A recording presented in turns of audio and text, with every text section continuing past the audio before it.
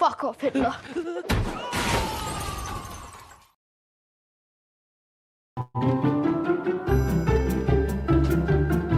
Movies in general, and comic book movies in particular, are basically built on physically attractive people doing incredible things. They exist in a world of hyper-reality where everything is just a little bit more extreme than what we have in the real world. The same physical laws exist, but they're not enforced as strictly. People are stronger, faster, they can punch harder and jump higher, they can take damage that would kill or severely injure a regular person in the real world. Why? Because when it comes to films like these, we don't want reality, we want fantasy. We want a world where the incredible is possible, where dreams and nightmares can come true, and where people can transcend the limitations of our mundane existence to become more than human. Superhuman, if you will. 1 minute, 37 seconds later. The thing is, women can't use size, strength, and physical dominance to get your attention because they don't have those things and they never will. We don't want reality. We want a world where the incredible is possible. The thing is, women can't use size, strength, and physical dominance. We don't want reality. They don't have those things. We want fantasy, and they never will. People are stronger, faster, they can punch harder and jump higher. They can take damage that would kill or severely injure a regular person in the real world. We want a world where the incredible is possible. They usually end up looking exactly like what they are. Smaller, weaker, uncomfortable pretenders, desperately trying to be something they're not. And where people can transcend the limitations of our mundane existence. A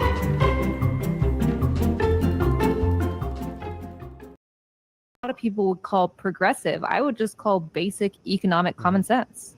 How about on the cultural war issues, for lack of a better term, which did drive some voters, perhaps not all of them, and even Democrats acknowledged that particularly there was that clip of Kamala Harris talking about transgender surgery for prisoners, which they acknowledge in some states really hurt them. That is one sign of a social issue that drove some voters. Do you believe that Democrats went too far left on some social issues, and to win in the next cycle, you and others have to bring it back to the middle, and in effect soften a progressive or woke, as it's called by Donald Trump, some of those issues and move towards the center? Yeah, absolutely not. Democrats deciding that trans people are the reason they lost the election in 2024, it's ridiculous. It's offensive. And frankly, they are contributing to Trump's authoritarianism. The transgender community, the queer community as a whole, but particularly the trans community, have been often the first targets in authoritarian and fascist regimes, and that's happening right now. And people like myself, people in my line of work, studying, researching, and attacking fascism, have been warning about this for years, and Democrats didn't listen. A lot of people stayed home in 2024, and a lot fewer people voted against Democrats because of woke than I think a lot of people assume. A far bigger issue is that we aren't giving people something to vote for. So many more people stayed home in 2020 of pretty much almost all demographics because they didn't feel represented by either candidate. They didn't feel listened to by either party. And it isn't because of vulnerable communities. It's because these are parties being led by people who are out of touch. Little.com. Hi, I'm PP Little. I saw a true alpha Chad giving Dane the business in his comments and wanted to highlight his astounding mental powers. I'm not saying that Mueller has never endorsed the things they have said. I am saying that Mueller simply streaming with them is not an endorsement of other things they have said. Do you want me to repeat what I have said in the comments you are replying to? If Mueller defends any bad things that Erotic or any other YouTubers have done, then maybe you would have a point. However, simply streaming with them does not condone any of their viewpoints. I said here that you could have a point if Mueller defends the bad things they have said, but a stream by itself does not make Mueller guilty of those things. You need to read, boy. Let go of your cope. And there you go. You have put your final nail in your coffin. Not only can you not understand basic logic, not only can you not read the comments you are replying to, but you can't even engage respectfully to someone who was being a saint. Take notes. Less than 3.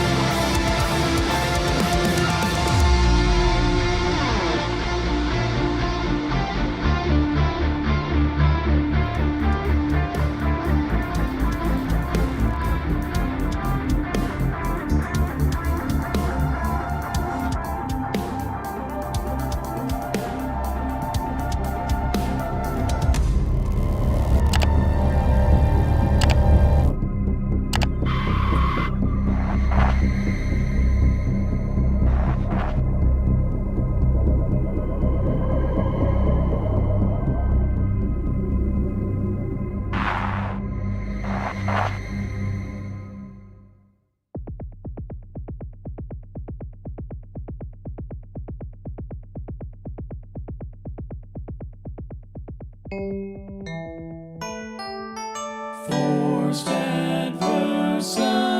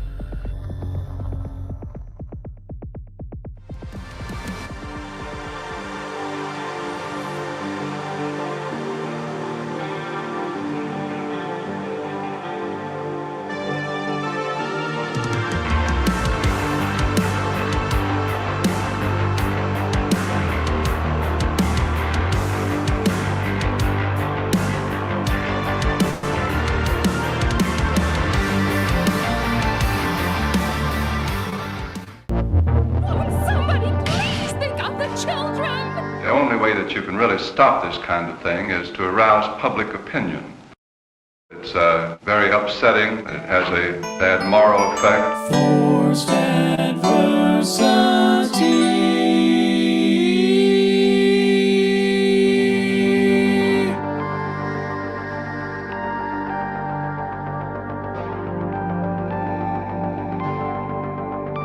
Ask yourself, what's more terrifying, fear or the frightened? The facts of history and the aggressive impulses of an evil empire. Bad, B-A-D-D, bothered about Dungeons and Dragons. Up yours, woke moralists. Socialism has spread the shadow of human regimentation over most of the nations of the earth. And they're pushing identity politics with this. They 100% are. How do you think homosexuals reveal themselves? And the shadow is encroaching upon our own liberty. I think there ought to be a law against them. Tonight I'm going to show you why. Welcome to the FAP. Nancy used to do that for me. Handsy Nancy, I called her. Oh, and by the way, on behalf of the people of the United States.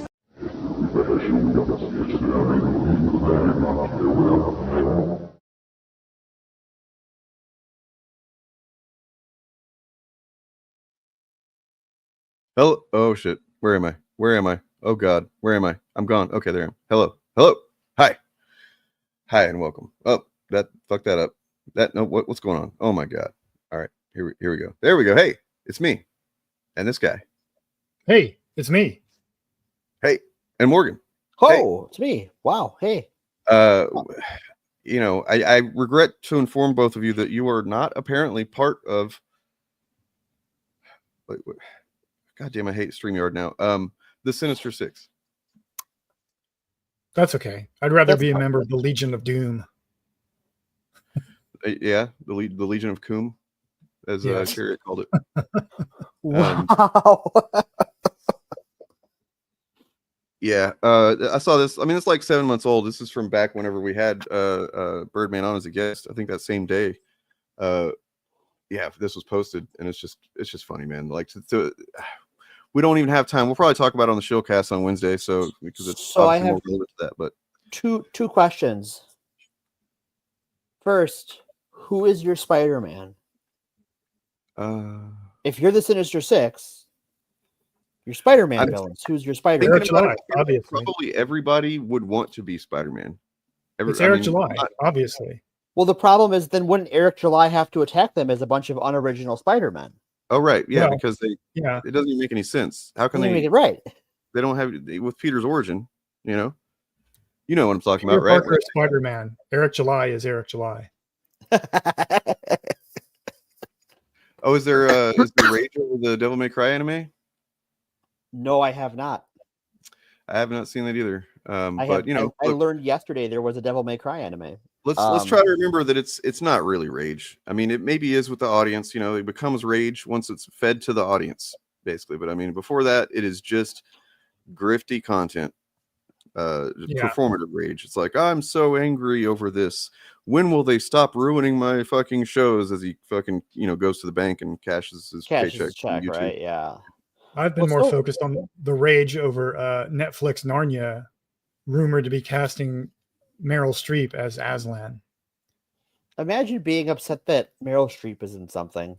Yeah. Just well, I just think the Chuds are going to get way more mileage out of the Chronicles of Narnia than they will out of Devil May Cry. That's probably true. Because they're going to be getting content about that for the next year or two, right? Before the movie even comes out. Yeah, let's get in this real quick and just kind of get it done, because it's not like a big story, but it is an eye-catching one that Melonie Mac says, based on this image of, I'm guessing this must be some kind of trans character or drag queen, right? Oh no, I'm told that's actually Emma Frost. For some reason, she's taken it to mean something else though. And then she said, then extrapolating from that wrong label of what the character is, who the character is, goes to porn is turning men gay. I don't see the connection here. She's like, it just saying words at this point, man. What is even happening? She thinks that any portrayal of sexy women is porn. Can we because pull up there are some right? superficial similarities between the drag queen and the Emma Frost in those pictures. That's an interesting thing to think for her, because I mean, to be honest, let me grab this here. She kind of dolls herself up, doesn't she?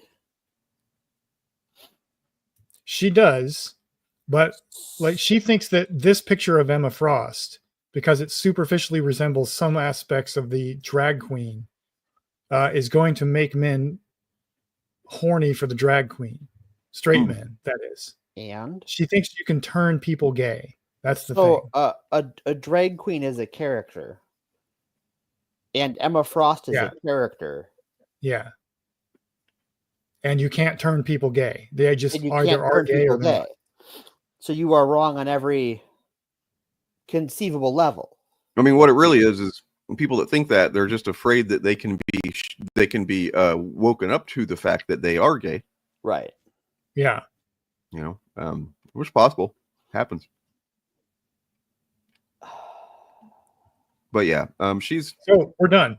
We're done. I mean, like, it's not worth talking about. Honestly, she's like, all the Chuds in general, it seems like, are not doing so great.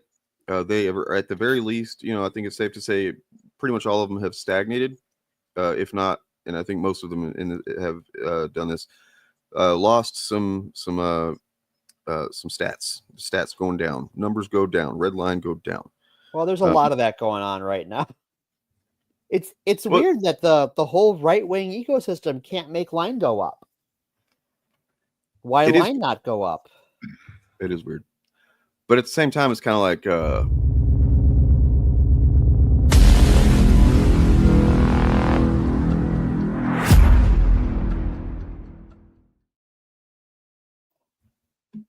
I didn't realize like my background was gonna make me so blue. This is crazy. I'm like looking at it like, what happened? I need more light. Anyway, you're in the blue dimension. So this might be a variation on the idea from I think it's Andrew Tate, who has said that if you're having sex with a woman for any reason other than procreation, then it's gay. Yeah, I mean that is as I've seen that take increasingly over the last couple of years, and it blows my mind. It's like it's right up there with if you wash your ass, you're gay, which I've heard rumor that that's something that some guys actually think. I don't know. Wash your ass, guys. Wash your ass. You got to wash your ass. Wash your legs. Don't vote for Trump. It's very simple. I mean, That's how you if you don't wash your ass, you're not going to be fucking anybody. I'm telling you that. I don't care. Gay or straight, nobody's going to bang you. No one. Right? You get a funk. I don't know if the pendulum is really swinging back the other way. So I don't believe it's that simple at all. I mean, I think that there will be, and probably is to some degree, people snapping out of like, oh, we've been very complacent and we, fucking let the fascists take over. Hope it's not too late. Me too, buddy. But like, just in general, I think that what is happening in, maybe you guys disagree, the internet sucks now. Pretty much every corner of it is shit and full of garbage and toxic people and fucking just asinine arguments and ads and spam and garbage. And it's like not fucking fun. The most fun that I have is literally talking to my friends on here. If it wasn't for this, I'd probably be off the internet a lot. It's spam, garbage, and Nazis wherever you go. Yeah, and also the idea that there is a pendulum and that these things are cyclical is not understanding the way politics works. No, it is not like fascism is not inevitable. We do not have to descend into it. We can change the political conditions to be more favorable and never ever go back. Right. I think that the pundit class in our country, in America, wants fascism to be inevitable because fascism is good for their headlines, good for their bottom line. Mm-hmm. Because especially you look at right now with the tariffs and stuff, it's sky is falling. Every legacy media source, a lot of new media sources are all need wall-to-wall tariff coverage because, I mean, they've wiped out billions of dollars in 2 days, and we'll see what it looks like after the weekend. But I can't imagine it's going to swing back the other way. No, it's and we're going to get into this because I've looked into it very recently because I just kept on wondering what the fuck is the point of this. It's so objectively what Trump and whatnot, what they've been doing is absolutely the cause of everything getting worse, and it's getting worse for the stonks and for just regular people. Mm-hmm. And it's going to continue that way. And it's like, clearly it's Trump. So why would he keep doing that? It doesn't make any sense, right? Unless he's like wanting to fuck people over and ruin lives and stuff. And then it's like, yeah, that's part of it. I think he's definitely doing some petty, oh, you guys rejected me last time kind of, but there's also a more nefarious thing going on. So, well, it's that Peter Thiel neo-feudalism stuff. They want a monarchy. Trump wants to be a monarch. Mm-hmm. That's and why not he's just been. That. Oh, go ahead. Go ahead. No, finish your point. I'm sorry. That's why he's on about this third term stuff. That's, that movement. I mean, conservatism as a political ideology spins out of the idea that we shouldn't have democracy. That is the origins of political conservatism in the 18th century, is that we need to get rid of democracy and restore the aristocracy. Yep. Right. And that ties into what I was going to say, which is the billionaire class will be able to consolidate power if the economy crashes, because the people on the lower tiers are going to sell everything off at bottom dollar prices. So Peter Thiel and his company can buy everything for really cheap, and then they'll just have more power. or be given it, right? Like, I think that as resources are consolidated, that things will just fall into other people's hands because they already have an investment in it, or what have you, or it's seized by the government and then redistributed. But this sort of ties into something I wanted to talk about, which is that you're not American anymore. You are not American. And this has been a problem for a while, so I have a little bit of a diatribe I've written up on this to sort of walk us through how we got here and what we can do about it a little bit, what's being done about it. So let's flash back. The year is 2002. It has only been a few months since the terror attacks in New York City and Washington, D.C. There was terrorist attacks? Yeah, there was a handful of them. Yeah, some plane crashed. It was a whole big deal. And before September 2001, most Americans wouldn't have had strong thoughts about Islam. In the aftermath of those attacks, hate crimes against Muslims spiked. Even 15 years later, the rate of crimes against Muslims was over 100 times what it was before 9/11.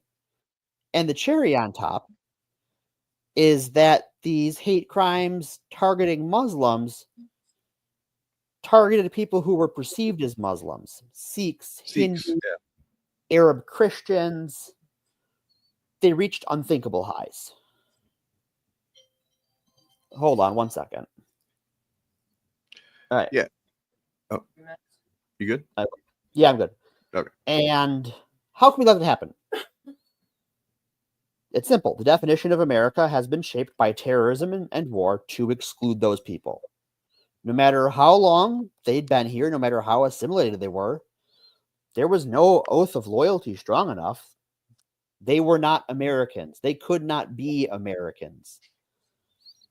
They were the enemy within. And that system got us to 2013. In the wake of a series of killings by law enforcement or vigilantes against unarmed, non-hostile African Americans, the Black Lives Matter movement began.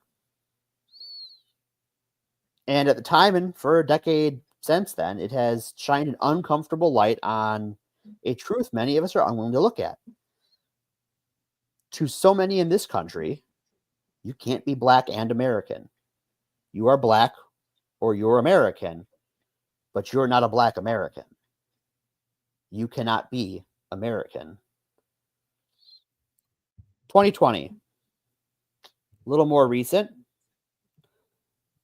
The most virulent pandemic of it within a century has spiraled out of control. Governments institute lockdowns and masking requirements to slow the spread of the disease that will go on to kill millions of Americans alone. And in the midst of this, a political movement based on being inconvenienced grows to demand that everyday things such as hair salons and restaurants be forced open, even as medical workers risk their life to fight the disease that has, up to this point, killed and injured a lot of elderly people, a lot of children, and a lot of people working those service industry jobs. To this privileged class, to be a worker was un-American. To be asked to help their country and their neighbors was un-American. And that brings us to today, 2005. Over a year has passed since the latest genocide against the Palestinian people in Gaza. America's new regime has begun to deport any it deems to be here illegally, even stripping legal status from whoever wishes to do so without due process or cause. It declares that transgender people are dishonorable, liars, and frauds. It sits by as women who miscarry are charged with murder in Georgia. It claims that Americans will see prosperity from massive tariffs levied on goods bought by Americans. And you might ask yourself, how is this going to make me prosper? I can barely afford groceries as it is. Or my job relies on parts from overseas. How will I pay my rent if my business goes under? And the answer is as true as it is dangerous. In the eyes of the regime, of the powerful, of the oligarchs and the billionaire class, you, hearing me now, conservative, liberal, leftist, moderate, are not American. After decades of shrinking the definition, this was the only outcome possible. We are either all Americans or none of us are. Last November, too many chose the latter, and we all suffer the consequences. So that brings us to us. What do we do in a world that now rallies against America from within an America whose government no longer sees anyone but the few powerful allies of the regime as American? It's easy to lose hope, being a people without a country. But the good news is there is hope. This weekend, just yesterday, as we're recording this, thousands of protests across the country were carried out with one message for the powerful. This is our country, our democracy. It's not theirs, and it's not for sale. We saw the people of Wisconsin reject this in an election this last Tuesday on April 1st. Just because they're the only ones who think they're Americans doesn't mean we have to comply with their fantasy. We are Americans.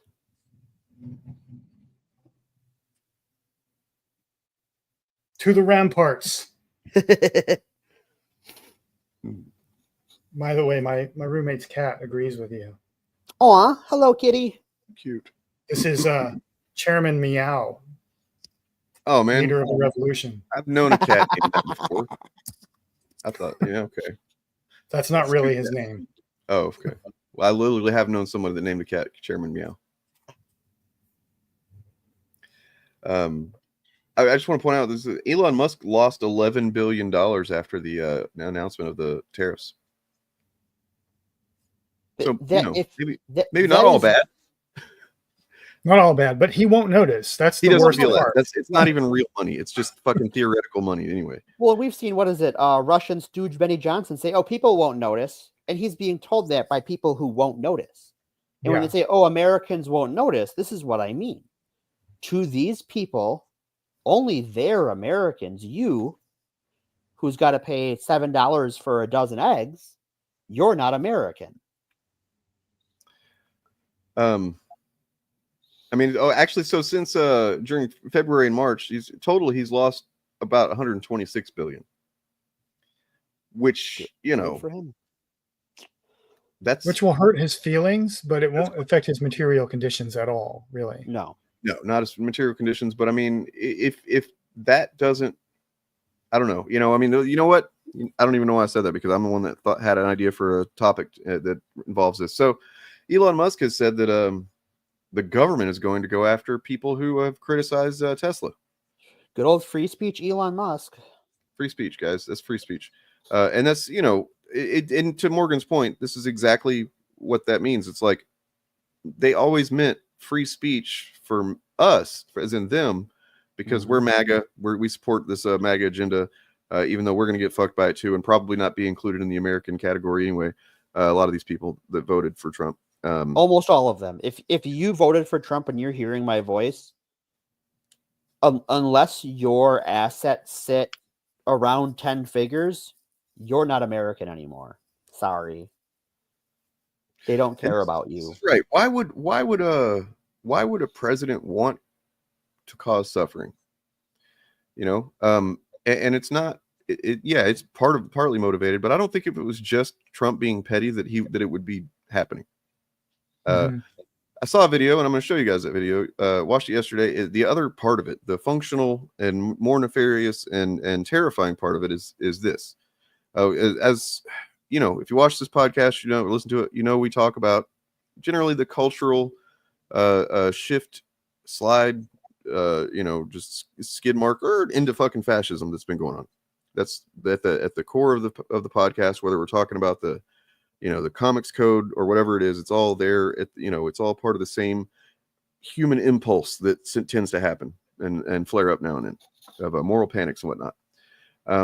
But the less fun part, I guess, to talk about, the less interesting historical part is what's going on with the tariffs.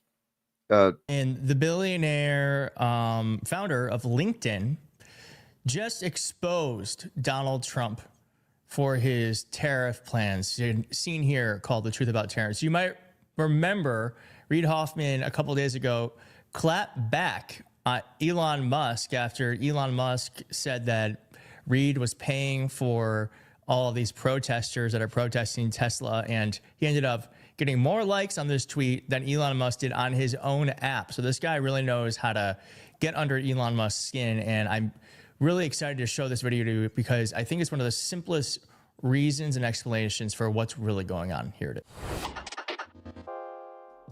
I just want to take a second to talk about these tariffs. I mean, all of this discussion around these tariffs has somewhat surprised me because I've always taken Donald Trump seriously about what he says he's going to do. And so the kind of saying, hey, he's not really going to do tariffs, even though he's claiming them, has always struck me as a little foolish.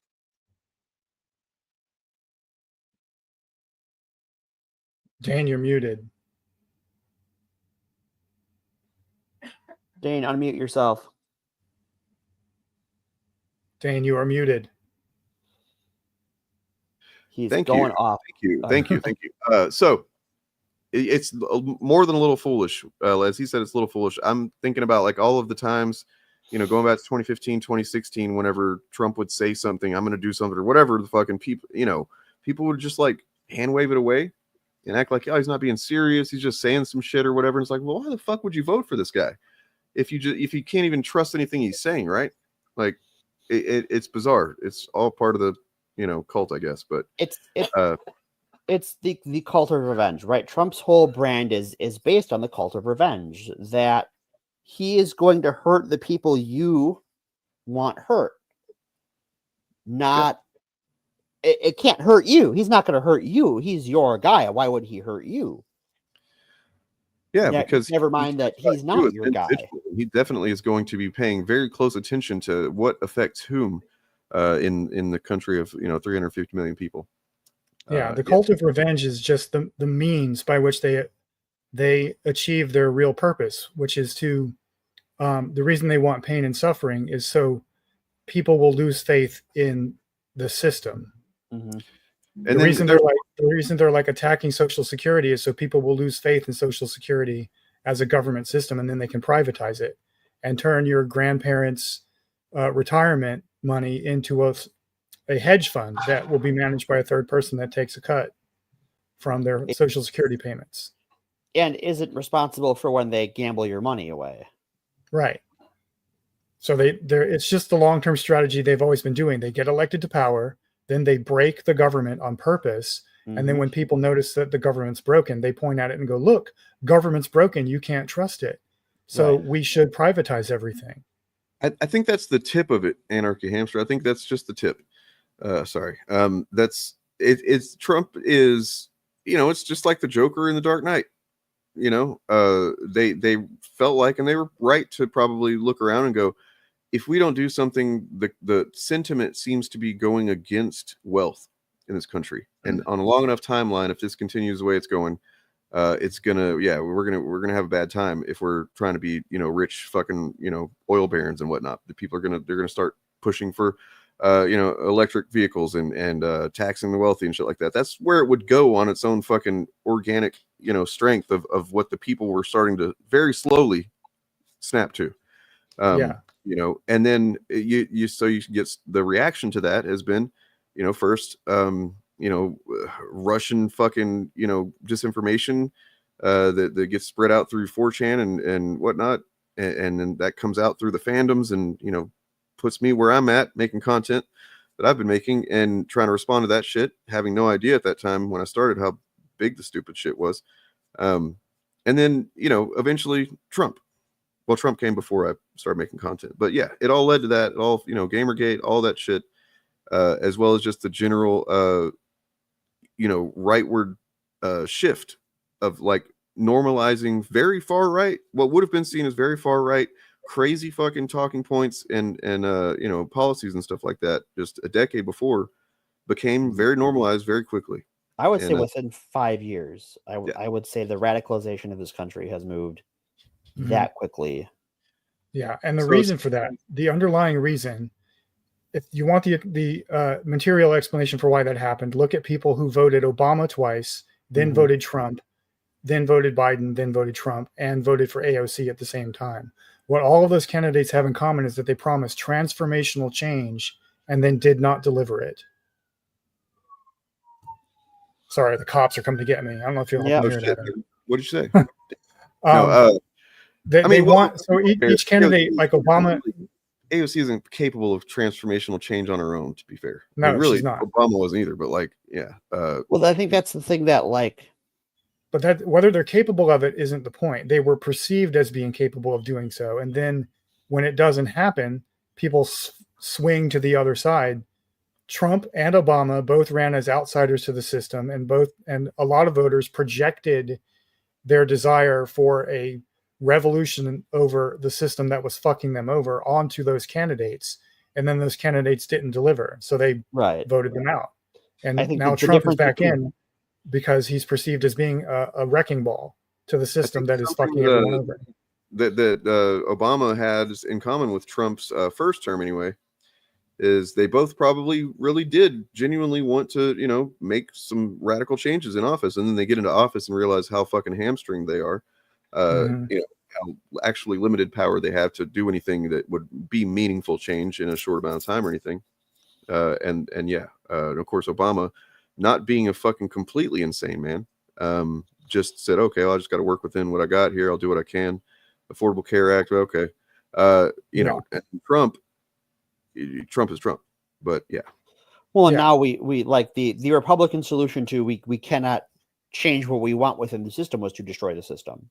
Right. Exactly. And now the system is well and truly dead. The will of the people to change the system isn't truly behind them to the degree that they would need it to be. Right? Like they can't vote their fucking, the things that they want to happen because there's not enough will for it.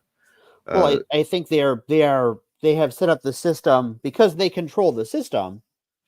And they have controlled the system for a long time. That they don't need. They are past the point of needing votes for anything. The reason Trump's tariffs came out the way they did is, it came out right after the Wisconsin election, and I think part of that is they can see the writing is on the wall. If we are doing democracy still, democracy is no longer accepting of our bullshit. Well, so fuck it. Let's break everything. I knew he was going to announce that on April 1st for several weeks now. So, I don't know if it was directly a response to Wisconsin, but might have been. I think given how they got all calm silent that night into the next day, and then the next day was the tariffs, and the tariffs, like what the rates are and stuff. Fucking insane shit. The seems chart to be generated by a large language model. The tariffs were based on top level domain, not any actual trade policy, which is why we have tariffs for places that don't have humans. I thought it was just like Trump looking at a list of places and going, I like that guy that runs that place or whatever, or those. But yeah, I don't know. It just seemed insane. Like, who knows? You notice that Russia was left off the list, right? Yep. We're going to be realigning our political alliances to be allied with Russia now. That was probably just an honest mistake, right? Yeah. Total oversight. No one could have seen that coming. I genuinely believe that the Trump regime has rendered us a client state of the Kremlin. I believe that too. Yeah. I agree. There's just far too much smoke, and there always has been far too much smoke around the connections to Putin to not, just accept that there's a fucking fire. And especially with like, it doesn't even have to be a direct connection either. No. It can just be an alignment of political aspirations and goals. Mm-hmm.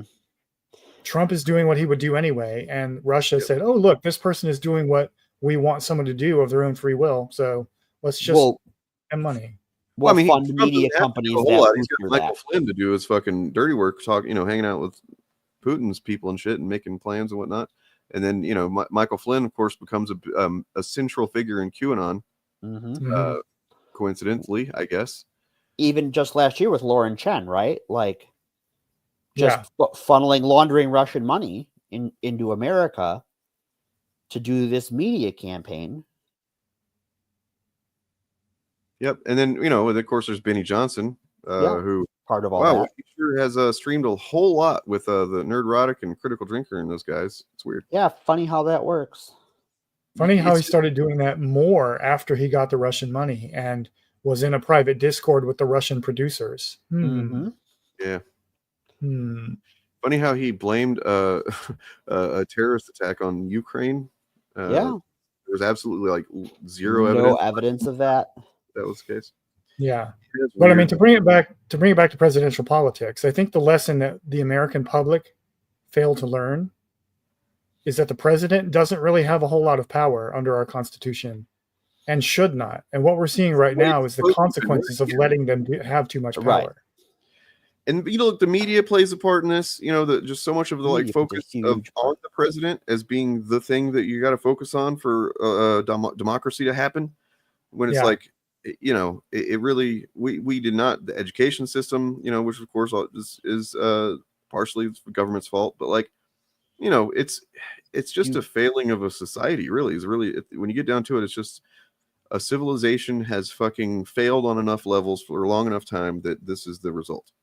You look at the places in the country where the administration is struggling to enforce its policies. It's places that have just said, no. Yeah. Yeah, because it turns out that, in many cases, the one thing they can do is arrest you if you are either an illegal immigrant or a legal present immigrant that they can kind of just make it seem like you're whatever. They can get rid of you that way. And I saw something about a story about a gay hairdresser or something that got sent to Colombia and there's in a prison there or something like that. El Salvador. It's not even not someone from El Salvador. No. It's fucking insane. None of them are from El Salvador. That's insane. There is a really important point that it's going to be made here, and it speaks to the corporate angle of how is it that to what you just said, how is he going to plan? How are they going to get people to fall in line if people just go no, right? Well, this is how. Yeah.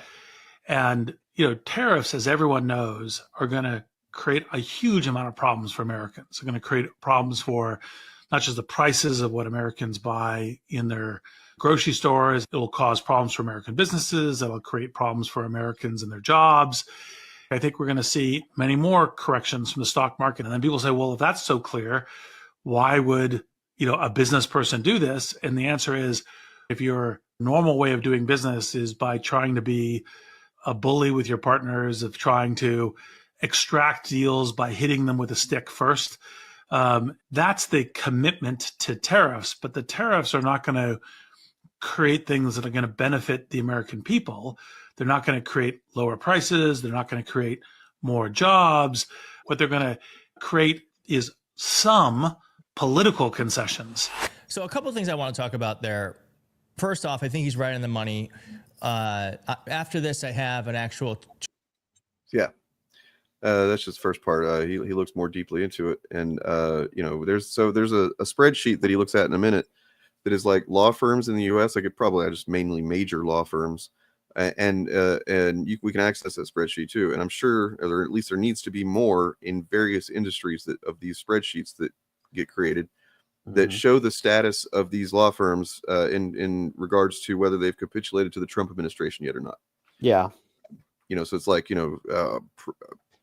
complied in advance or complied after pressure or has not responded yet, that kind of thing. And that's what they're doing. They're going to be putting economic pressure on businesses and which of course obviously puts it on people.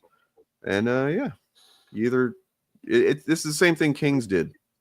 People started getting all uppity. They're like, hey man, this king kind of sucks. He does, we don't have any, our lords suck. They're not taking care of us, or we don't have any food and stuff like that. They start protesting.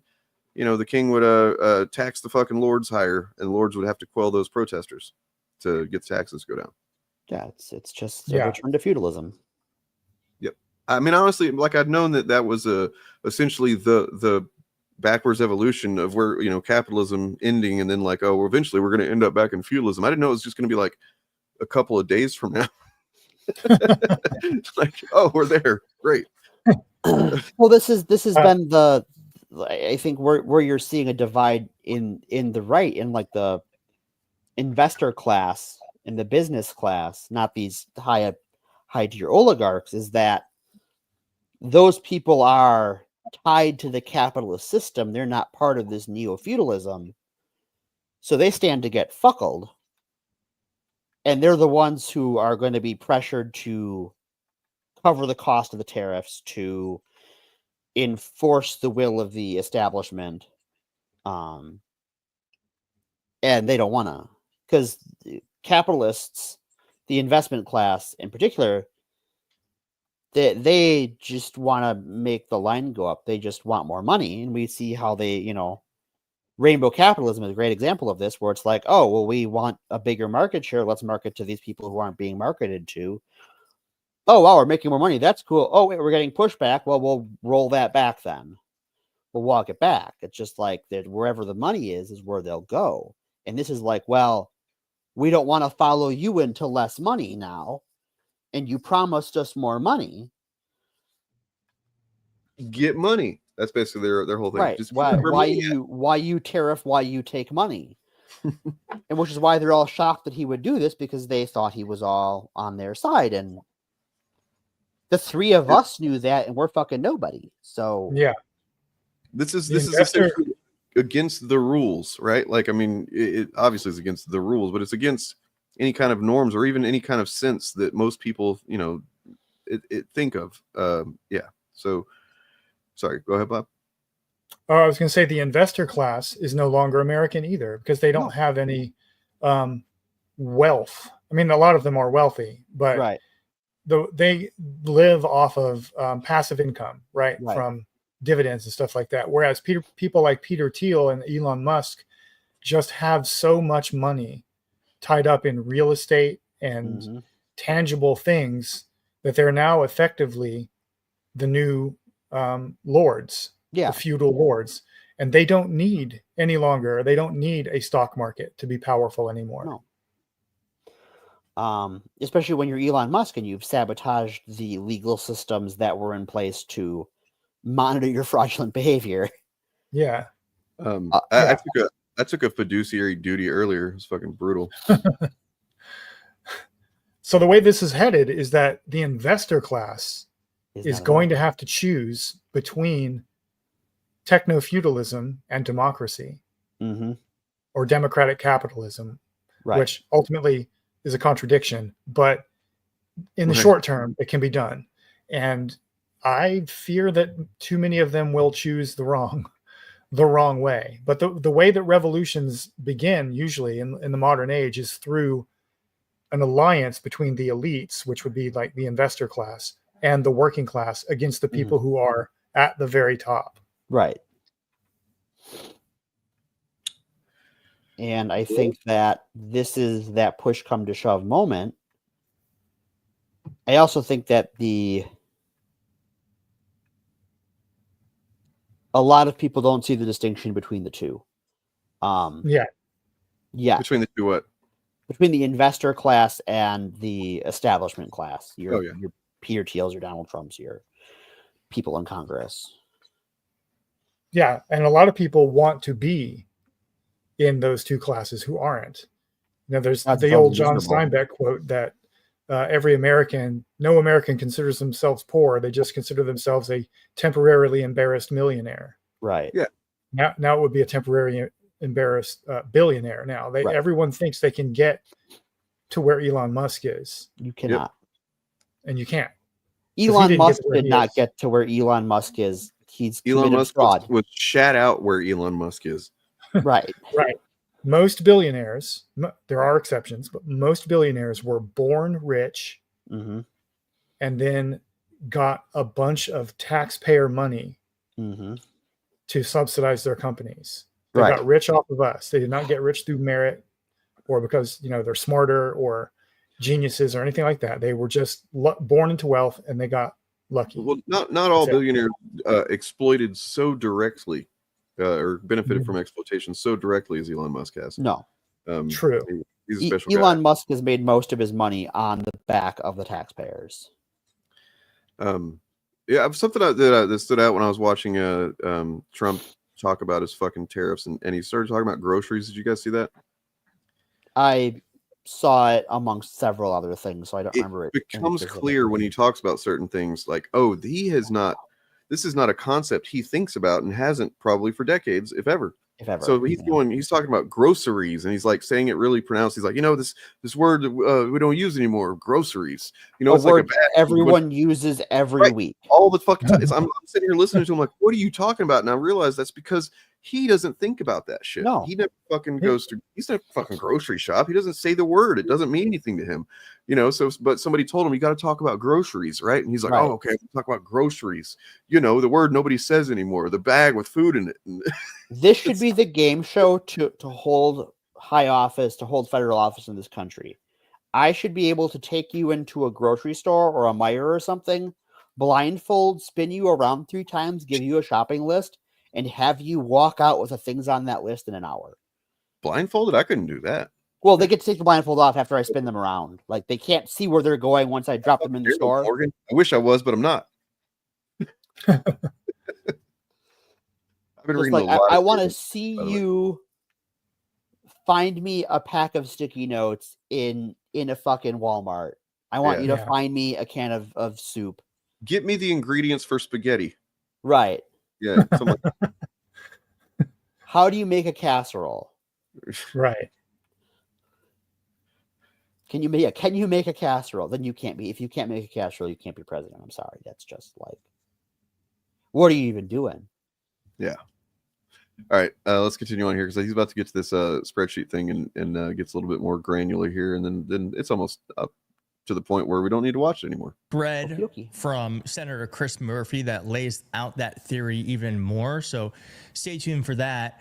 But I also want to talk about the point of him saying that folks didn't believe him when he said he was going to be doing tariffs. And I just don't understand that because he was so adamant about it. Why would anyone think that Donald Trump wouldn't do what he said he was going to do? I mean, the man does not, I guess he lies a lot, but the things he campaigns on, by and large, he tries doing. Now, of course, he tried to build the wall. He said Mexico was going to pay for it. They never did, but he did try building wall, and he has done all of the insane things. So it's just crazy to me that people are shocked that Donald Trump has actually done the insane thing he said he was going to do. And of course, the person who has bankrupted casinos is now trying to bankrupt the country. Donald Trump is he a psychic? Because this is what he posted in August 5th, 2024. Stock markets are crashing. Job numbers are terrible. We are heading to World War II, and we have 2 of the most incompetent leaders in history. This is not good. III, buddy. Mm-hmm. That really applies today, doesn't it? It really applies today. And Chris Murphy, now this is a little long, but I'm going to go through it because I really do think that if you're interested in this and you want to understand the psychology and the intention of why they're doing it, I actually think Chris Murphy is right on the money here about what these tariffs are really about. And here it is. Those trying to understand the tariffs as economic policy are dangerously naive. No, the tariffs are a tool to collapse our democracy, a means to compel loyalty from every business that will need to petition Trump for relief, to explain his plan and how do we fight it back. Here's the thread. Now, these aren't designed as economic policy. The tariffs are simply a new, super dangerous political tool. Our founders created a president with limited and checked powers. They specifically put the power of spending and taxation in the hands of the legislature. Why? Because they watched how kings and despots use spending and taxes to control their subjects. British kings used taxation to reward loyalty and punish dissent. Our own revolution was spurred by the king's use of heavy taxation, which is very well known. And the king's message was simple: if you stop protesting, I'll stop taxing. Sound familiar?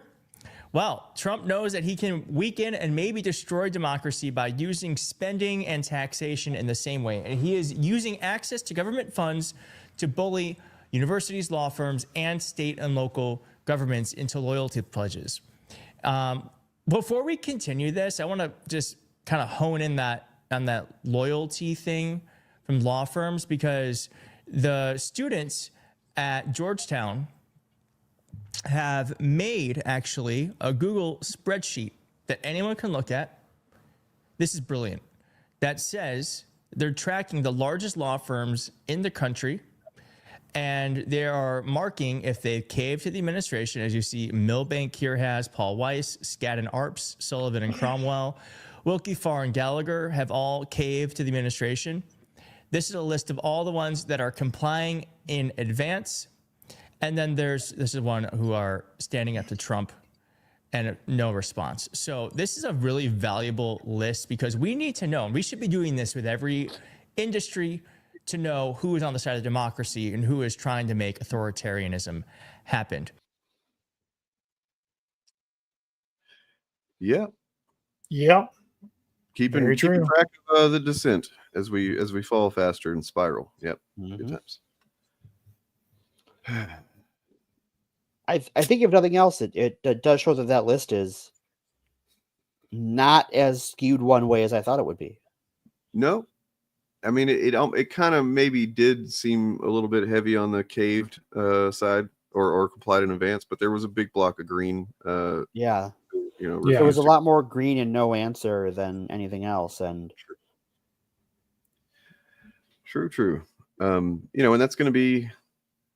It's going to be interesting, I guess, is one word I can say about it. It's also going to be scary as fuck, and to see how this plays out and see what kind of companies do what. Yeah. Kind of, because that's where it's, unfortunately, that's where the power play is going to happen. In the money, with the money people. We are just observers. In the money and in federal courts as well, because a little inside baseball for federal courts. The reason why it's so slow to get anything done in the federal courts is there's all of these corporate lawsuits, all of these high-end firms are constantly involved in lawsuits on behalf of their clients that take years to resolve. And so controlling those firms through the administration allows the administration to leverage huge amounts of pressure, both on the law firms who are subservient to them and also on those who are in cases against those law firms, because they can use the weight of the federal government against them. Right. But the good news is that we got people. They have money. Right. We have people. And I think I stand open to correction on this, but I think that the movement we're seeing AOC and Bernie and Tim Walz galvanize this early into the descent of fascism is historically unique. I don't think resistance has organized this quickly on this scale ever. Right. I could be wrong. I mean, there was resistance under Nazi Germany and under Mussolini and so forth, but it wasn't as big as it is now or as quickly. So there may be hope there, because what they're mainly doing is letting people know they're not alone. Right. Which is everywhere they go, they leave behind little cells of people who are prepared to do community organizing and mutual aid, who were not necessarily ready to do that before. When you look at how it spread so quickly, like this weekend, there were protests in suburban and rural communities against the administration. In every single state. In every single state. We don't, when we've seen rallies with even things like the BLM protests in 2020 and 2013, it wasn't, rural Alabama wasn't seeing those protests. Now, that speaks to some other issues in the country that need to be resolved at some point. But this is a step in the right direction that we haven't had before. Business Insider. Maybe they'll tell us something. Cool jacket.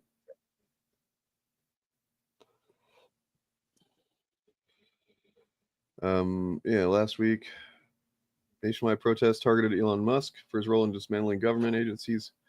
This week, they're targeting the man who gave him that role, President Trump. Coordinated demonstrations that organizers said took place across all 50 states. The hands-off protests accused Trump and his administration of championing policies that benefit the rich while making life harder for everyone else. I mean, you can say they accused him, but I mean, you can also just say that's happening. Period. Business Insider sent reporters, blah, blah, blah. Many said they were worried about the economy and their retirement investments, which have dwindled in tandem with Trump's tariff announcements. Imagine that. Trump says the tariffs will help jumpstart U.S. manufacturing, promote U.S. goods. No, it can't. That's just not going to happen. It fucking is not. It doesn't even. You have to be kind of fucking stupid. And yeah, that makes sense because you voted for Trump if you're on board with this shit. So, yeah, to give some context to that, let's say I'm a company who my manufacturing is overseas. And I want to bring it to the States because of these tariffs. First off, I'm not making any more money. The tariffs on these foreign goods don't go to American manufacturers. They are going to go to pay for tax cuts that we already can't afford. And it's only going to cover roughly a third of them, according to the estimates the government has, which are probably wrong. If I wanted to do that, I would need to buy land or lease land to build a factory on. I would need to build a factory on it. I would need to get all of the things you need to run a factory, equipment, dyes, all of that stuff, molds, everything. And then I would need workers. You're talking about a minimum of 2 to 3 years to start up a factory in the United States. Yeah, you have to do massive government investment into building the manufacturing base first. Mm-hmm. And then tariffs can be a tool, but not across the board. You have to target them. You built, like, say you want to stimulate American production of cars, for instance, rather than having car companies build everything in factories overseas. You have to massively invest public tax money into building a manufacturing base here in the US. And then, only then, once you have the capacity to immediately start building cars, then you institute a tariff on foreign car manufacturers so that American-based car manufacturers can offer a lower priced product of equal quality and stop buying foreign cars. But if you do the tariffs first, you're just going to fuck everything. Do you know we actually saw a recent presidential administration do exactly what you're talking about? What? What sorcery is this? This is the Biden administration and the Democratic Congress, back when they controlled both houses, passed the CHIPS Act, which was putting tax dollars towards investing in domestic manufacturing of microchips, which had largely moved overseas and was a national security risk for a whole host of reasons I could go into, but is nowhere near important to this episode. So, no, I mean, they don't, you got to get out of your head that they give a single fuck what average American wants. Because once again, we're not American anymore. Keep them, right. You're not American anymore. Congratulations. Also, I think you would be surprised at how many Americans would want to work in a factory if it was a union job with benefits and they were able to afford their lives. Most people would be willing to work a job that isn't that fulfilling if they're getting significant material advantages out of it. Like this is what what MAGA is looking back to for a lot of people. Like people who are in MAGA right now remember a time when their parents could afford a yearly vacation, healthcare, sending their kids to college, a new house, and more than one car, all on one income, and still have money left over. And those were largely union factory jobs and other like working class blue collar jobs that did that. And what MAGA wants, the MAGA voter, not the MAGA leaders, when MAGA voters hear "Make America Great Again," that's what they want. And they're not going to get it. No. But that's what they're imagining a return to. Now, of course, that paradise was built on like racial segregation and keeping women out of the workplace and all sorts of other shitty things. But it's the image of the single income family that can afford everything and still have money left over to have a significant retirement savings is what the American dream is to a lot of people. I just want to point out, a lot of Americans would work factory jobs. Sketchy got hands. I mean, this is just missing the point that was made, that like this is not about actually doing anything that would be beneficial to Americans or even the American economy. It's not about that. If Trump is smart, Trump is doing what Trump wants to do. It's just not what he's saying he wants to do, because he's a liar. He can't say good morning without lying twice. Yeah. I think this is a pretty silly understanding. Like, that is not actually still true. Most factory jobs are human beings. China outsources a huge amount of its manufacturing labor to non-Chinese countries as well. They're all over Africa building factories. So they didn't trash it because of AOC, man. They trashed it because it's the Green New Deal. They trashed it because it was against their interests. That's it. Right. It doesn't matter who it was, AOC or anybody that was fucking pushing it. Gotta stop thinking about this in terms of a celebrity or whatever. Like, think about it in terms of the clash between socialism and barbarism, I guess. I would look at AOC this way. We need to not engage with AOC the same way they do, because AOC is a wonderful figurehead. She's a great speaker and has a lot of good ideas, but she is one person with good ideas, and we should elevate the ideas and allow her to do that and encourage her to do that. But we need to be focused on the ideas and not on, oh, they did it because they want to spite AOC. Mm-hmm. Or because, as AOC herself has said multiple times, focus on community organizing. Right.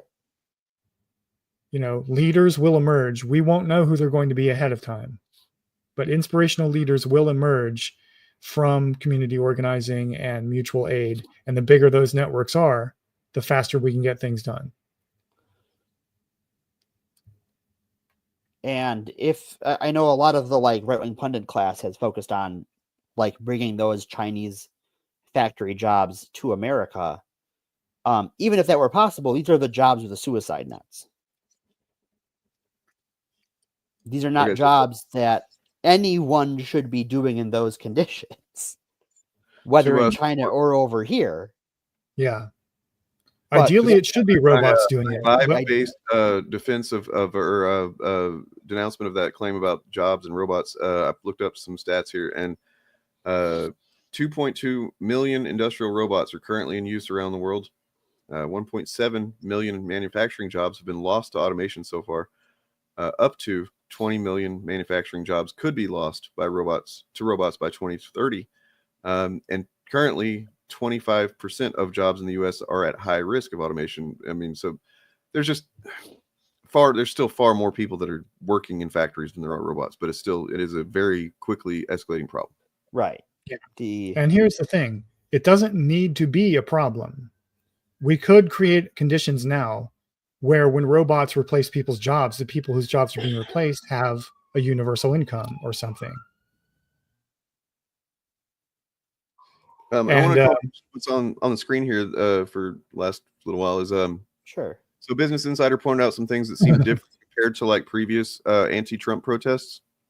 During this first term, was a lot of pretty much everything was always social issue based protests. This is not. And another thing, a lot more seem to be a lot more middle-aged Americans than 20-somethings, which is significant. I think it's a big deal. Pretty important to make note of.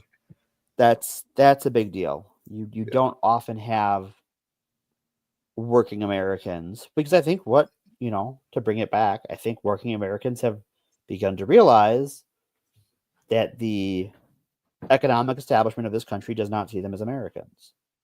Dorothy Hour 62 said she wished people would get angrier. I've been working for over 40 years, and I looked at my investments, my retirement plan. I literally don't think I'll ever be able to retire. Well, hey, I'm sorry that you just now figured that out. We've been living with that reality since we were wee lads, Dorothy. Yep. But yeah, we're all headed that way. I do think that that's worth discussing, though, is like there is a we had the benefit of knowing that was a lie, but also the sort of it was expected, right? None of us expect to retire. We Right. expect to be working after our funeral. But anytime I think about what's going to happen after a certain age, like with trying to take care of older family and also being taking care of myself and like being stable and stuff like that, I just my brain starts to glitch and I just stop thinking about that shit. And I imagine that's what most people do. Right. Yeah. I think for her to have reached the age she's reached and to have done everything right as far as she was told, and to find out, oh no, the rug got pulled. We're all used to the rug being pulled. There was never a rug. There was never, the rug was gone. We got here. We heard about the rug people pull. had a rug and it was pulled, but like we're like, I wanted a rug. Where's my rug? Where's my rug? Yeah, you got a rug. So like, I'm glad she's here now. Yeah, a 62-year-old person is at the tail end of the baby boomer generation. And they are functionally Generation X because they're getting fucked over by the older boomers who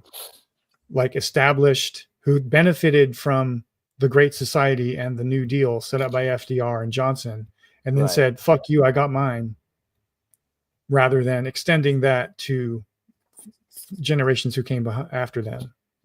My dad lost 25% of his savings, this 33-year-old said. Yeah. Last 3 days because of these tariffs. Jesus Christ.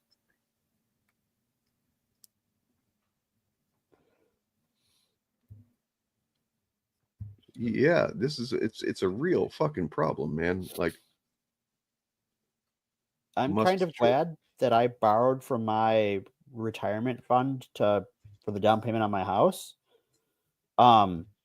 Because that money's not my retirement fund. I'm paying it back. I'm paying myself.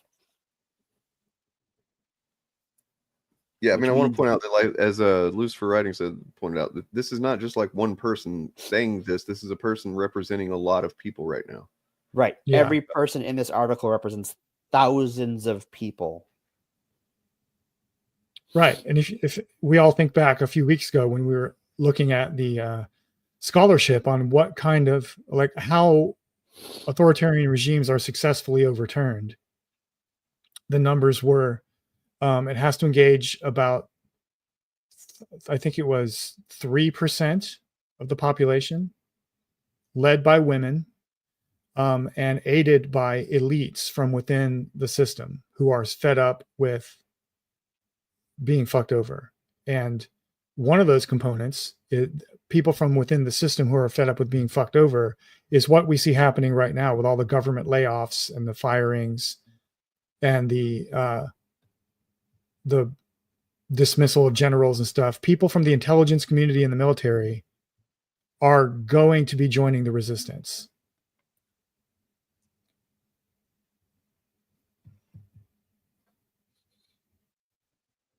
Yeah, I mean, until the news starts reporting in terms of like this more than that, that's not really news that's focused on the right shit. Yeah, the stock market is nothing but a graph of rich people's feelings. Yeah. A media that focused on the human cost of the economy would not have a Wall Street ticker. It would have a jobs report ticker. It would have health and safety regulations ticker. We would be focused, the media would be reporting on regulations to protect health and safety and job security and retirement funds, and not looking at what's going on in the stock market. The stock market is largely irrelevant to the actual economy that most people live with, which is how much do eggs cost? And can I afford to send my kids to college? Yeah. Right. Though I think part of what's telling is at the end of last week, which news channels were still showing their stock tickers and which weren't. Yeah. Because it was notable, some of the usual suspects, their stock tickers went away for a while. Just disappeared? Talking about they Fox? went on a walkabout. Was it Fox? It was Fox. CNN? Nope.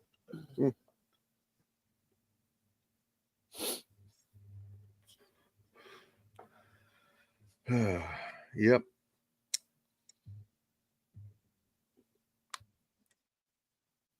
So I'm glad we all put everyone in a good mood. How you doing, chat? Well, I think I might have something. I'll look for it real quick that might picks up. Anything else we wanted to talk about? We're only at Well, I want to wish all my asexual friends a happy International Asexual Day. Oh, come on with the oppression Olympics, you know? And J.K. Rowling. Jesus Christ. Why would anyone brag about not wanting a shag? Like, it's just, it's so fucking farcical that, like, it's to the point where they'll do that and they think that just saying, hi, I'm asexual. And then they go, oh, you're so oppressed. It's like, nobody said anything about oppression. Let me pull the thing up real quick because it's just, what are you even talking about? Now you're fucking pretending like you're oppressed by some phantom oppression that nobody's even mentioned. Being like, we should show the post. I'm bringing it up. Yeah, sorry. Okay, bringing it up. Right. Because I was Rowling, going to right? wish that before this post. And then this post came around and I'm like, well, fuck you, lady. It's so fucking stupid. Like, while you're pulling it up, I'm going to talk about this one. Yeah. So Sean asks, have you seen the quartering post about what a want and a need is? Yeah. Okay. So the quartering post about how you don't need an iPad, you don't need this. And I'm like, you are the motherfucking quartering. You made your name harassing cosplayers who played a card game. You don't get to talk to anyone about wants and needs. You waste of Wisconsin beer. You don't need all those magic cards either, buddy. All right, so we got here. We got just look at the post first. Just somebody posted this, International Asexuality Day, April 6th. Asexuality is where a person experiences little to no sexual attraction. Asexual people can form deep emotional connections and relationships, but don't experience sexual attraction in the same way as others. Okay. Reasonable response here. Happy International Fake Oppression Day to everyone who wants to please strangers know they don't fancy a shag. She is literally mad at someone who's like, I would not like ice cream right now. Thank you. Mm-hmm. And this reaction from her demonstrates that, yes, asexual people are in fact oppressed. Yeah, right. You are proving. You are doing it, Joanne. You're doing the meme right now. Yes, I've heard of this too, and that sucks. I'm sorry that you've experienced that. I mean, I just think it's notable that the thing isn't even mentioning anything about being harmed or oppressed in any way. It's just like, hi, I'm here. And she's pretending to be, she's acting oppressed by, it blows my fucking mind. I don't get it. Like, I genuinely wanted to talk about, this a little bit. Not, it's just sort of an end topic, but this fucker made it a big deal. Let's go in here. Rowling. This part is that, like, even within queer spaces, ace people get some fucking hate for no fucking good reason. And my queer siblings out there, if you have thrown shade at our ace and arrow siblings, you need to fix your heart. Sorry. Get fucked. I don't know. They don't want to get fucked. That means there's more fuck for you. So get fucked and leave them alone and don't fuck with them because they don't want to get fucked. And also, some of them actually sometimes do want to get fucked. Right, and some arrow ace people do want to get fucked. And that's up to them, and it's none of your goddamn business.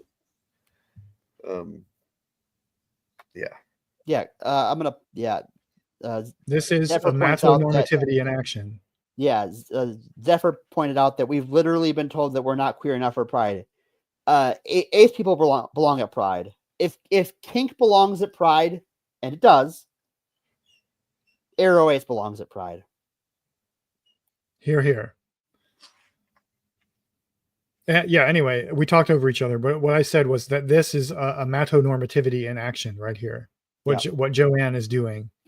And that comes from a lot of people in the queer community too. Mm-hmm.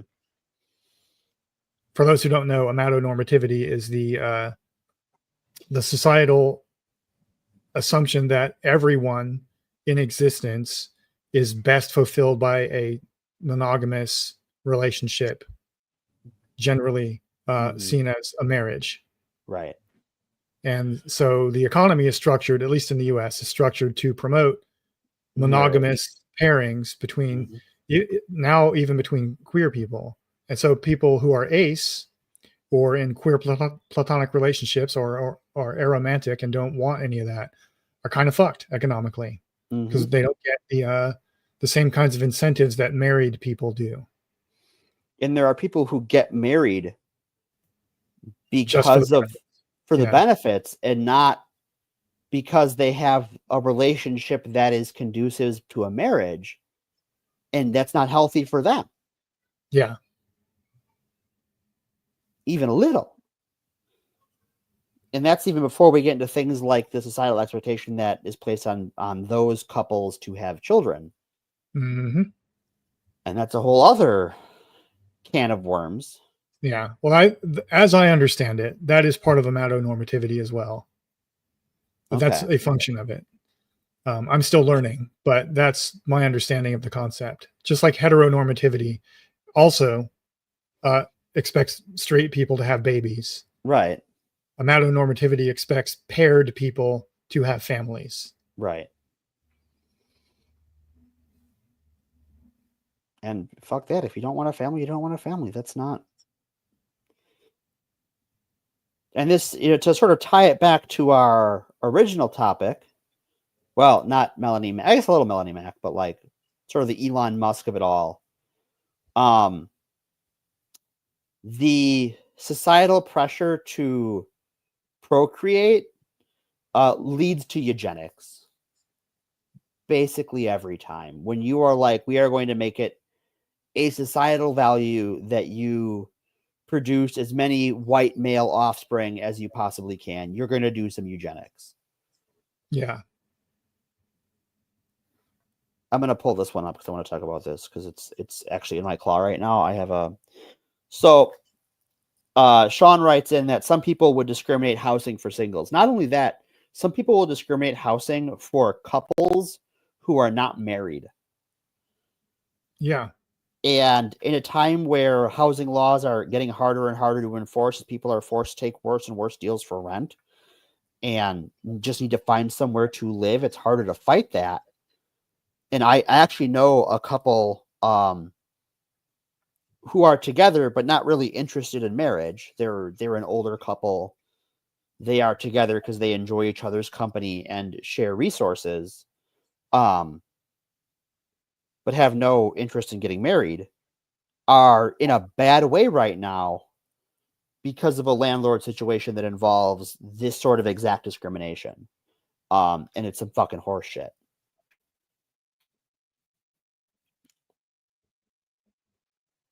All right, where did I get on this soapbox? How did this soapbox get underneath my feet? How the fuck did that happen again?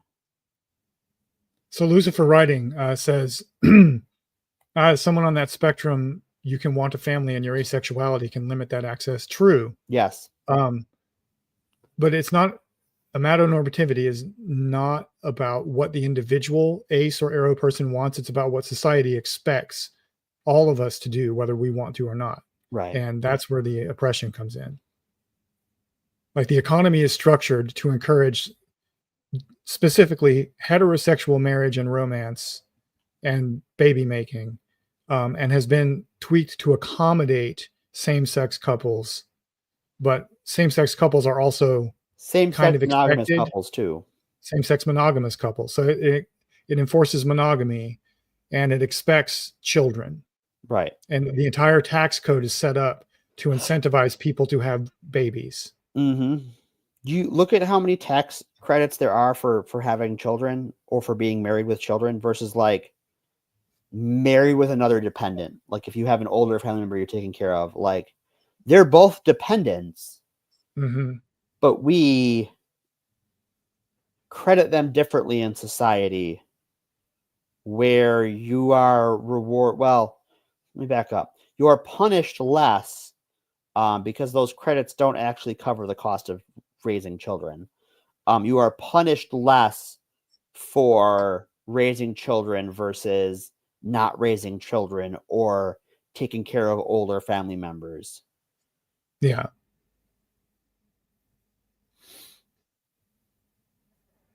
Last week, Trump's big billionaire buddy Elon finally fell down the K-hole. You know, for a while there, it seemed like Elon was on top of the world. I mean, he's basically the president. He's firing scientists who are way smarter than he is, and he's deciding whether people live or die, since hundreds of thousands of people are literally going to be killed by Elon's cuts to disease prevention programs. But hey, Elon don't care. He's way too busy playing with his favorite chainsaw. Dude has been living the dream. But all of a sudden, Tesla stock started dropping, and protests of Tesla started popping up in Philadelphia, Chicago, the Bay Area, Florida, Waikiki, New Zealand, and even France, where an angry Frenchman set a bunch of Teslas on fire. Say what you will about the French, but I guess they really don't like Nazis for some reason. Even Sheryl Crow announced that she was getting rid of her Tesla. Yeah, Elon, all she wants to do is dump your shitty car. And yeah, the first cut is the deepest, but I'm pretty sure there's gonna be a lot more. Now, I'm not gonna lie, all of this has been pretty satisfying to watch, but it's more than just schadenfreude. The turn against Tesla in American society is proof that Elon is not invincible, but that in fact he and Trump are extremely vulnerable to public pressure. And it provides a roadmap for how average people can push back against what is happening in this country. And in this video, I'm gonna tell you about it. But real quick, before we get started, just wanna mention I'm on tour right now, London, Amsterdam, Rhode Island. Yeah, let me go ahead and just skip past that part because we're not going to go see him on tour, are we? Right. If I had the time, money, and he was nearby, I probably would actually, because he's pretty funny. Show their contempt for Trump and Elon's fascist policies. And while most of them are standing in front of the dealerships with rad-ass signs, some people are getting a little bit more physical by graffitiing cars, burning down Tesla charging stations, and even destroying entire dealerships. And look, some fucking based. Yes. I Property damage is not violence, folks. Property damage is not violence. If you are someone who fucking clutches your pearls over a Tesla being fucked up, but doesn't even fucking stop and consider the human beings that are represented by numbers on the screen whenever you hear that, you know, so many people are going to die or so many people are losing access, you are a terrible human being. You might as well just go ahead and stop being one, if you know what I'm saying. That's all I'm going to say. The guy who pardoned 1,600 terrorists 2 months ago wants terrorism charges for people who damage a car. Right. Yeah. Interesting how like we went from. It really does seem like it's just certain types of terrorism that they don't like. Like the color of the skin is really what they care about. Well, what's interesting about American terrorism statistics and laws is that our terrorism laws and statistics tracking isn't designed to track domestic ethno-nationalist groups like the KKK. Yeah. That's why things like the Southern Poverty Law Center and the NAACP have made a big deal out of tracking those numbers for as long as they have, is because the government does not. Do you know what they do? Instead, what we have as far as statistics for those groups is once they do something violent, then we have statistics for them. But other than that, no, we don't know how many there are or what, what's going on or anything. She's like, oh, there's another mass shooting. Some fucking white nationalist guy killed a bunch of people at a church or whatever. Right. And that guy isn't charged under terrorism statutes. He's usually charged under whatever local crime statutes are. Meanwhile, how many fucking more 9/11s have we had? None, not zero. Okay, not a one. No. There was that one guy in like 2009. He had like a shoe bomb or something, and they caught him. Though there was that. There was the Boston marathon bombing, probably the closest. There was that. Yes. Yeah. But those were Americans. I just want to point out that all signs are indicating we may be a year or two off the prediction, but the Bell riots from Deep Space Nine are roughly on schedule. That was supposed to happen last year, and we're getting close. Yeah. So it's going to be, there's some wiggle room on either side for predictions like that. There's an episode in the final season whenever they go back to, I think it's like 2027 or 2030 or something like that. Not too far from now. And they're like walking down the street and it's just like tent cities, like tents everywhere. And Bashir is just like, what is even, I can't even understand this, I don't remember who's explaining it to him. Cisco. Yeah. And it's just like, I remember watching that when I was a kid, thinking, God, that's terrible. That's this is definitely fiction. We have that right now. But Yes, I live in cities, Portland right? now, and Yeah. gotta tell you, some spots don't look any different than that. No. And it sucks. There was a homeless encampment that was built up in a park and ride not terribly far from where I live that they cleared out end of last October, right before things get really shitty weather-wise.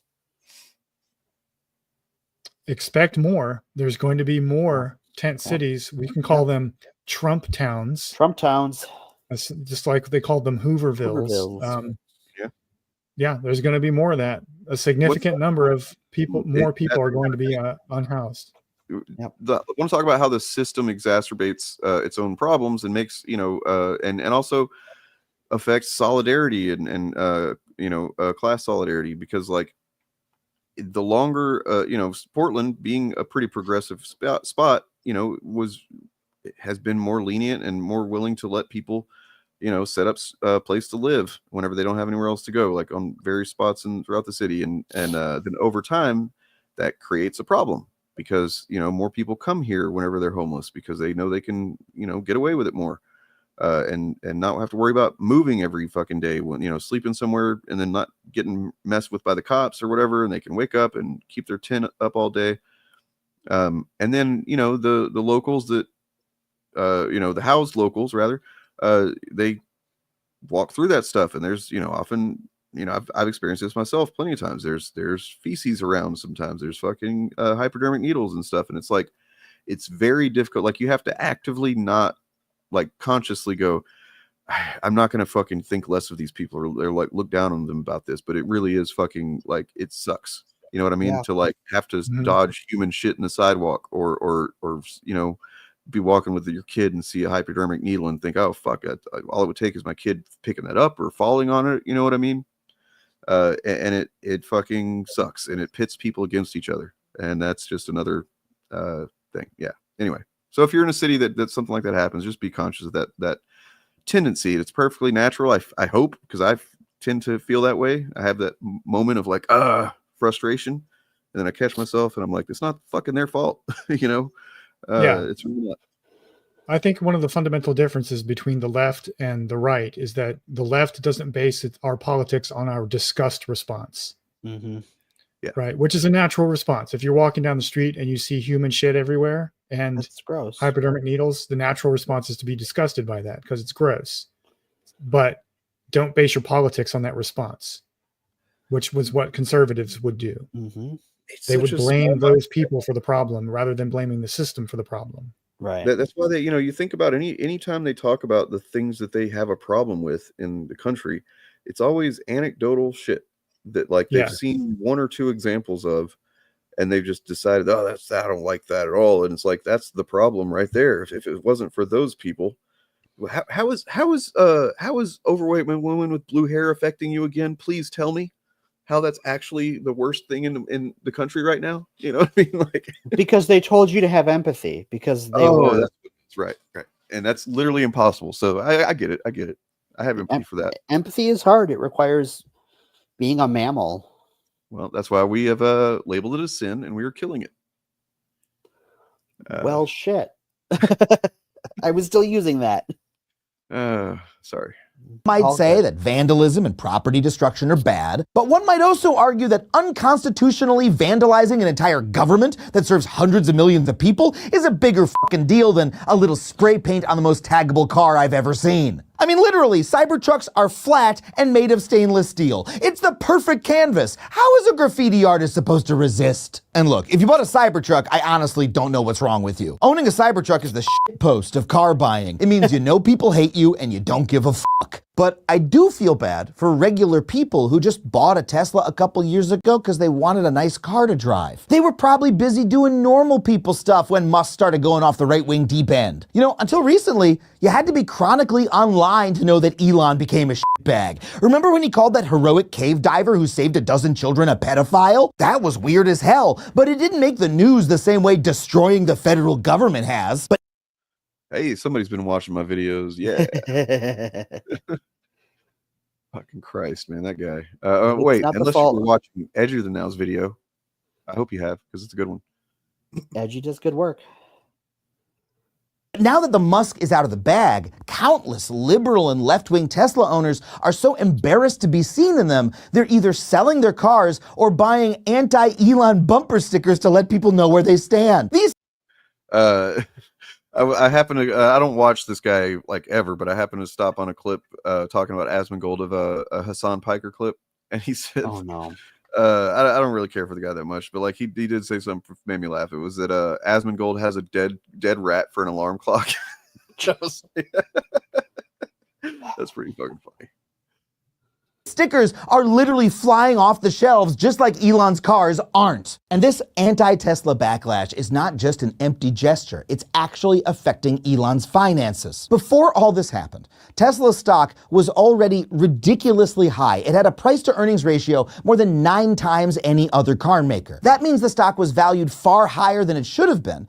So I think he actually does explain why this does affect Elon, pretty directly, because, not in the same way that they don't interact with money the same way that we do, but it does have an effect. Compared to how much revenue the company actually generates. Why?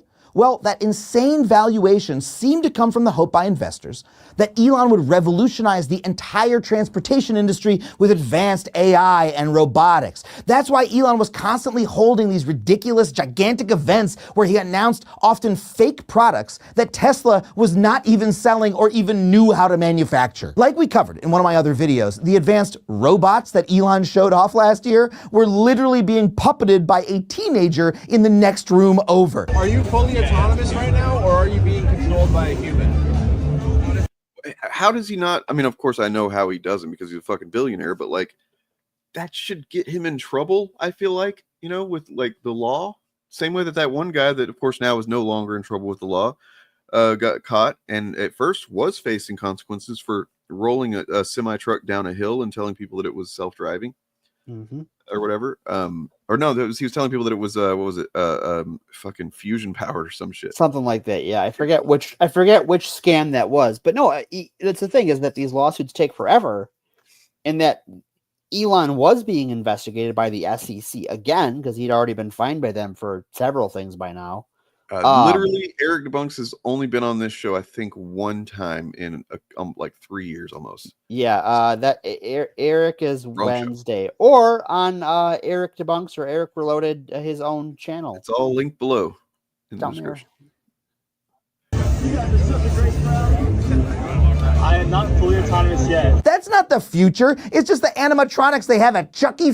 Cheese. Elon doesn't really sell cars to Wall Street at all. He sells a science fiction fantasy of unlimited growth. But every time the bill comes due and he actually has to show the product, he says, "Oh, no, don't worry, that's coming soon, and I'm gonna invent something even bigger next year." But now, it seems like investors are finally wising up to Elon's vaporware grift. Because since December 17th, Tesla has lost half of its value. And Tesla isn't just struggling in America, its European sales are almost non-existent. That headline, by the way, is from this video's sponsor, Ground News. I use Ground News a lot, especially if you're... Okay. There, I just wanted to kind of pick up the mood a little bit with some good news and a little bit of, hey, look, there's ways to do things, right? If nothing else, he is someone who values his ego more than human lives. So if his ego is suffering for this, good. Yeah, I mean, it scares Elon. It doesn't affect him materially very much, but it frightens him, and that's good. And he is someone who will act rashly on his fear and make a fool of himself. Yeah, there's a lot of chatter. I don't know how reliable it is, but there's chatter now that after the Wisconsin loss, Trump is going to be like phasing Elon out of being at least being public facing for the Doge thing. They might be breaking up. Well, that's probably good because his public face is false. Yeah. Man's a robot, a creepy looking robot. And not a pre-laws compliant one. That reminds me, am I the only one who thinks Mueller sounds like Elon Musk? Now that you say it, I kind of hear it, yeah. I couldn't recall what Mahler sounds like from memory, and I can barely recall what Elon sounds like from memory. So Okay. pass. I just wanted to make sure I wasn't like crazy. I mean, you are crazy, but that's fine. Yes. But crazy in this way. Oh, sure. Because I was listening to some Mahler clip that you guys were going over the other day, and I was like, that sounds like Elon Musk. And then my coworker walked in the office and went, "Are you listening to Elon Musk?" Fuck no. So I had to go, no, it's actually this guy named Mahler who I'm not sure is better than Elon, but definitely not better. No. So I've got something here I want to propose. I don't want to spring it on you. I should have mentioned this before the show, but like I'm gonna spring it on you anyway. And then right. And then you guys can okay. Get sprung. Give me a second to upload it. But yeah, let's see what we can do with this. I brought it up before as an idea, but I didn't tell you that I was actually just gonna go ahead and do it this week. Okay. But you know, we used to have Hero of the Week, right? We did. We had that. Yeah. We had Villain of the Week. Mm-hmm. And as soon as it finishes uploading here, we'll have this. But before that, let's look at this. Some more good news, maybe. So the fastest growing political adjacent YouTube channels by net new subscribers, Q1 2025. All right, let's blow that bad boy out. Let's give that the old zippy zappy zoomy. That's a lot of blue. I'm blue da ba dee da ba da. Is very fast growing, which you know it's depends on who it is. They're a network, honestly, and you know, so it depends on who it is. Yeah, different people. So I kind of want to break this down a little bit. Midas Touch is its own YouTube channel, but it's also a network. Yeah, and this says YouTube channel, so maybe it's just the Midas Touch channel. Yeah, well, I mean, much the same way that the Young Turks is a network, and they used to be a progressive YouTube channel. Well, some of their shows on their network still are progressive. But oh yeah, Damage Report's fucking great. I love John. Yeah. The eye guy. Like Brett Cooper, like Candace Owens, she's Fox News adjacent, isn't she? Or she was in the past? Oh no, Candace Owens is she was Daily Wire. Daily Wire, right? She's married to the guy that owns Rumble. Oh, or no, I'm sorry, not Rumble. The fucking the Nazi Twitter Parler. I mean, sorry, the pre-Nazi. I was gonna say so Twitter. The proto before Twitter became the Nazi Twitter. The Twitter clone designed for Nazis, not the Twitter that was made Twitter for Nazis by a Nazi. So yeah, I mean, Joe Rogan's still gaining, but like the Brian Tyler Cohen's gaining faster. MSNBC, come on, MSNBC. You know, but I mean, I guess better than nothing, right? Yeah. Significantly, most of these are mainstream neoliberal Democrat channels. Yeah. They're not leftists. But I mean, I'll take it. I mean, if the goal of the left should be to radicalize this more than we need leftists. I'm going to say that because that's what I was leading up to. Preach to people that we're trying to get to a end result that we're not even close to even starting to get to. So we need people that are going to speak to practically what is our next step to get out of fucking fascism. And you know, that's what I was leading up to. Like that was the point I was leading up to. What the goal of leftists should be to radicalize neoliberal Democrats, not to try to swing so-called moderate or MAGA like voters. Like there's a lot of online leftists who think that that because Trump engages in populism, that his audience can be swayed to the left, and that the liberals are going to institute fascism. But if you cannot pull liberals to the left, you can't pull moderates. You're doing something wrong. Right. Yeah. I would love to like engage with your criticism here, but it honestly just doesn't even it's not coherent. It doesn't make any fucking sense what you're saying.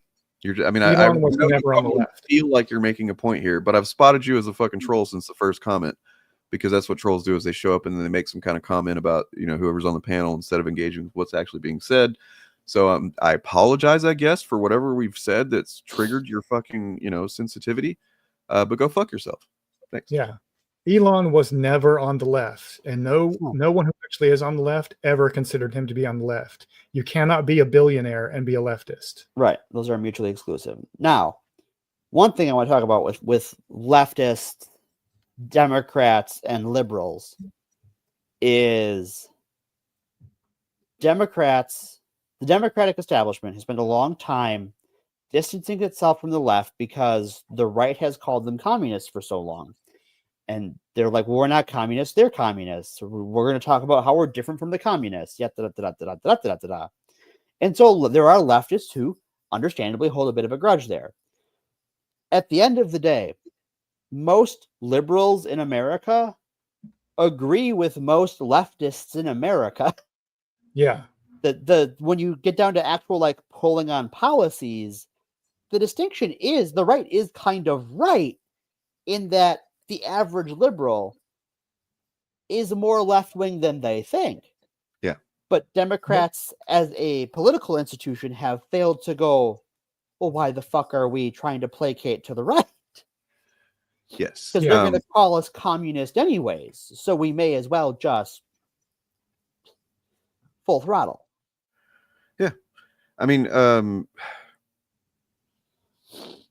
understand the bar is on the floor for being to the left of the Republicans. As far as Elon goes, the fact is that he, like y'all said, like people in chat have said, he was never on the left. He was a billionaire who was first successfully for a while. He had successfully used PR to develop this real life Tony Stark fucking persona that I even bought into, because I didn't really look into it. Just like, oh, that's that guy. That's the real life Tony Stark. Just people take so much shit for granted. Stop doing that. Stop doing it. Look into things. But because once people started looking into it over time and started to say, oh, this guy's he's a son of a fucking emerald mine, Parthite. Whoa, what? And you start to learn shit about the guy and you learn, oh, he hasn't invented a fucking thing. What's this flamethrower shit he's doing? What is that? That's stupid. He's on Joe Rogan fucking smoking weed. What? And it becomes clear that he's a fucking dipshit who just has a lot of money. Unless you're a stupid fucking right winger who who has to have a fucking parasocial daddy to look up to at all times and to point to and go, that's what it's being a real man's about or whatever. And that's what the right fucking, exists on, is those types of guys. Yeah. Doesn't matter if there's any substance behind those guys or not. They just need it. They need to feel like they have attached themselves to somebody that is the ideal, right? And that's why Musk eventually started, revealing who he really was, like Adam Conover mentioned, the cave diver thing, like calling the fucking guy a pedo because he said the shit Elon was sending him was stupid, wouldn't work. Yeah, and then that's the kind of shit that, Chuds love calling people pedos whenever they piss them off. They love that shit. It's like one of their favorite fucking pastimes. So they saw, in that, somebody that was one of their own. And then Musk from there started posting pictures of himself with his gun. He's a gun, sleeping with a gun by my bed. And Chuds are like, yay, gun. That gun, I believe, was a prop, like from a collector's edition of a video game. It's not even a real. Jesus Christ. Of course it's not. I haven't seen that post, but yeah, that would not surprise me at all. The thing I find really offensive about his trying to, like, he embraced the Tony Stark persona. Mm-hmm. Like, he's trying to recreate that. Yeah. And what's so offensive is how he doesn't understand Tony Stark as a character. Because what people love about Tony Stark is not that he's a rich billionaire who offends people. They love Tony Stark because Tony Stark cares about people and tries to help people. The fantasy of Iron Man, more so than even the iron suit of cool gadgets and shit, is that he's a billionaire who uses his power for legitimate good reasons. Yes. That's the fucking fantasy. That's the power fantasy. Anyway, what if billionaires could be good people? That's the fantasy. Yes, the fantasy is what if billionaires could actually be good people? Yeah. Well, yeah, and even like it sort of skirts around like how he became a billionaire was bad people things, because it was something he inherited and his father's business partner was in fact a piece of shit. So like it's redemptive billionairing. Yeah. Yep. I wanted to start this comment because it's not unhinged, honestly. They are, but that's not a symptom of that. What that is a symptom of is how the algorithm does things and how, and they are Asmongold. We talked about this last week with the Daily Wire being on fire, the Daily Wire fire. Asmongold is getting like 100 times more views and shit than any Daily Wire content. And that's crazy when you think about it at first, because it's like, well, they're like a legit, quote unquote, legit organization, blah, blah. But no, it's just because, as we talked about last week, go back and watch that episode. They use that stuff, that button down, fucking polished content to make their points and to seem legitimate long enough to fucking win. And now they've won, and they want to just go watch the fucking guy that is exactly like they are, that's got fucking cum stains on his fucking shirt, and as Hassan said, a dead rat for an alarm clock, who wipes his fucking gums blood on his wall when he wakes up in the morning or whatever. And she's got all this blood on the wall. It's disgusting. He casually picks roaches off of himself like he just does it all day long. And that's who they want. That's who they fucking aspire to. And then never mind. I'm gonna I don't start know if going that's off. what they aspire to. It's just that that's who they already are. They think. I think there's two types of Asmongold viewers these days. I think there are those who watch him because he is like them, and there are those who watch him because he is a farce.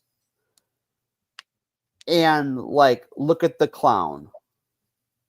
Yeah. There is a certain amount of like, look at this man in his filth as he rages about video games. And there's a reason we've never watched an Asmongold video on the Showcast or on here or anything, is because even compared to like Nerdrotic or something like that, it is so fucking low effort, like low substance content. It's insane. Yeah. It's like the fact that listen to me when I say this.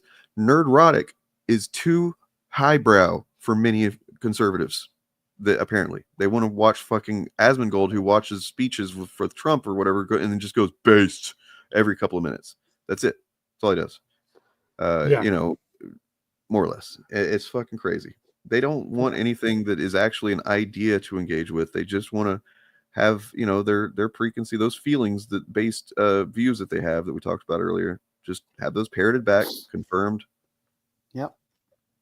Yeah, and I would say that another reason Candace Owens is more popular than the Daily Wire itself is anti-Semitism.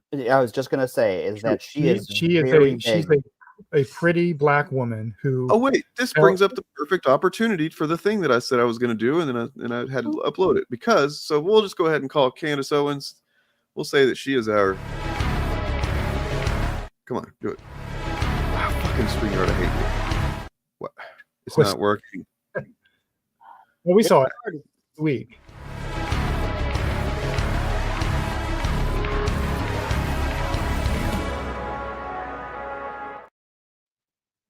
All right, there we go.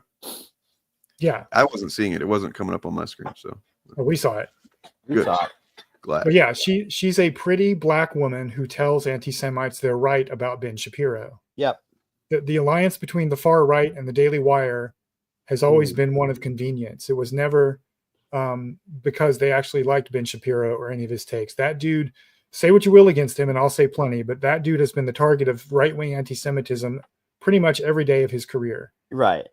It's always in his comment sections. It's always in tweet replies and everything. He's okay with it though. He doesn't care. He doesn't care about anti-Semitism. He cares about anti-Israel sentiment. Yes, sure, that's absolutely true. But the reason he's not popular anymore is because he's a Jew. Right. It's just that simple. And she has made her career the last year or so on publicly hating him explicitly because he is a Jew. Yeah. This is why, like, that's a really good strong point as well, but just the Daily Wire being the head of it being or not the head, I guess, but the figurehead rather being a Quisling himself. Right. It's eventually, once they only want to use somebody like that, look up Ernst Röhm if you haven't. Well, yeah, and to work it back, Ben Shapiro is no longer an American. True. He's going to be really devastated to hear that. And soon, give it a little while. I'm sure Candace won't. She will not be an American either. Yeah. I hope everyone noticed that I hope everyone noticed that list of growing political channels, Daily Wire was not on it. Not on there. Growing in terms of the flames that are emitted from it.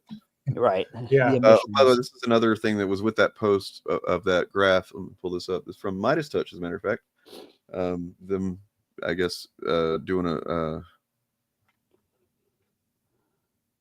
thank you. Not only the top YouTube channel in the U.S. in Q1, but also the fastest growing channel, defeating the entire MAGA echo chamber. For the first time, pro-democracy channels are dominating on YouTube. This is a seismic shift in the media landscape. Shout out to our friends Brian Tyler. And I kind of feel like this was like they're doing an initiative thing, to be honest, because I saw a video with David Pakman a couple weeks ago where he said that they all got together, and David was like legitimately fucking humming with excitement. He was like, "Something is happening. We're getting together. We're talking about, like you're gonna see some stuff happen." And it's fucking what this motherfucker. Come on, dude, you're like a rapist. Go away. You're okay. Yeah. They put him in timeout already, but now he's done. Oh, I thought he was banned. No, I mean, he's not going to come back and fucking say anything useful. He's already like his first thing back from timeout was that he can go away forever. I didn't even see the full sentence. I just saw his name.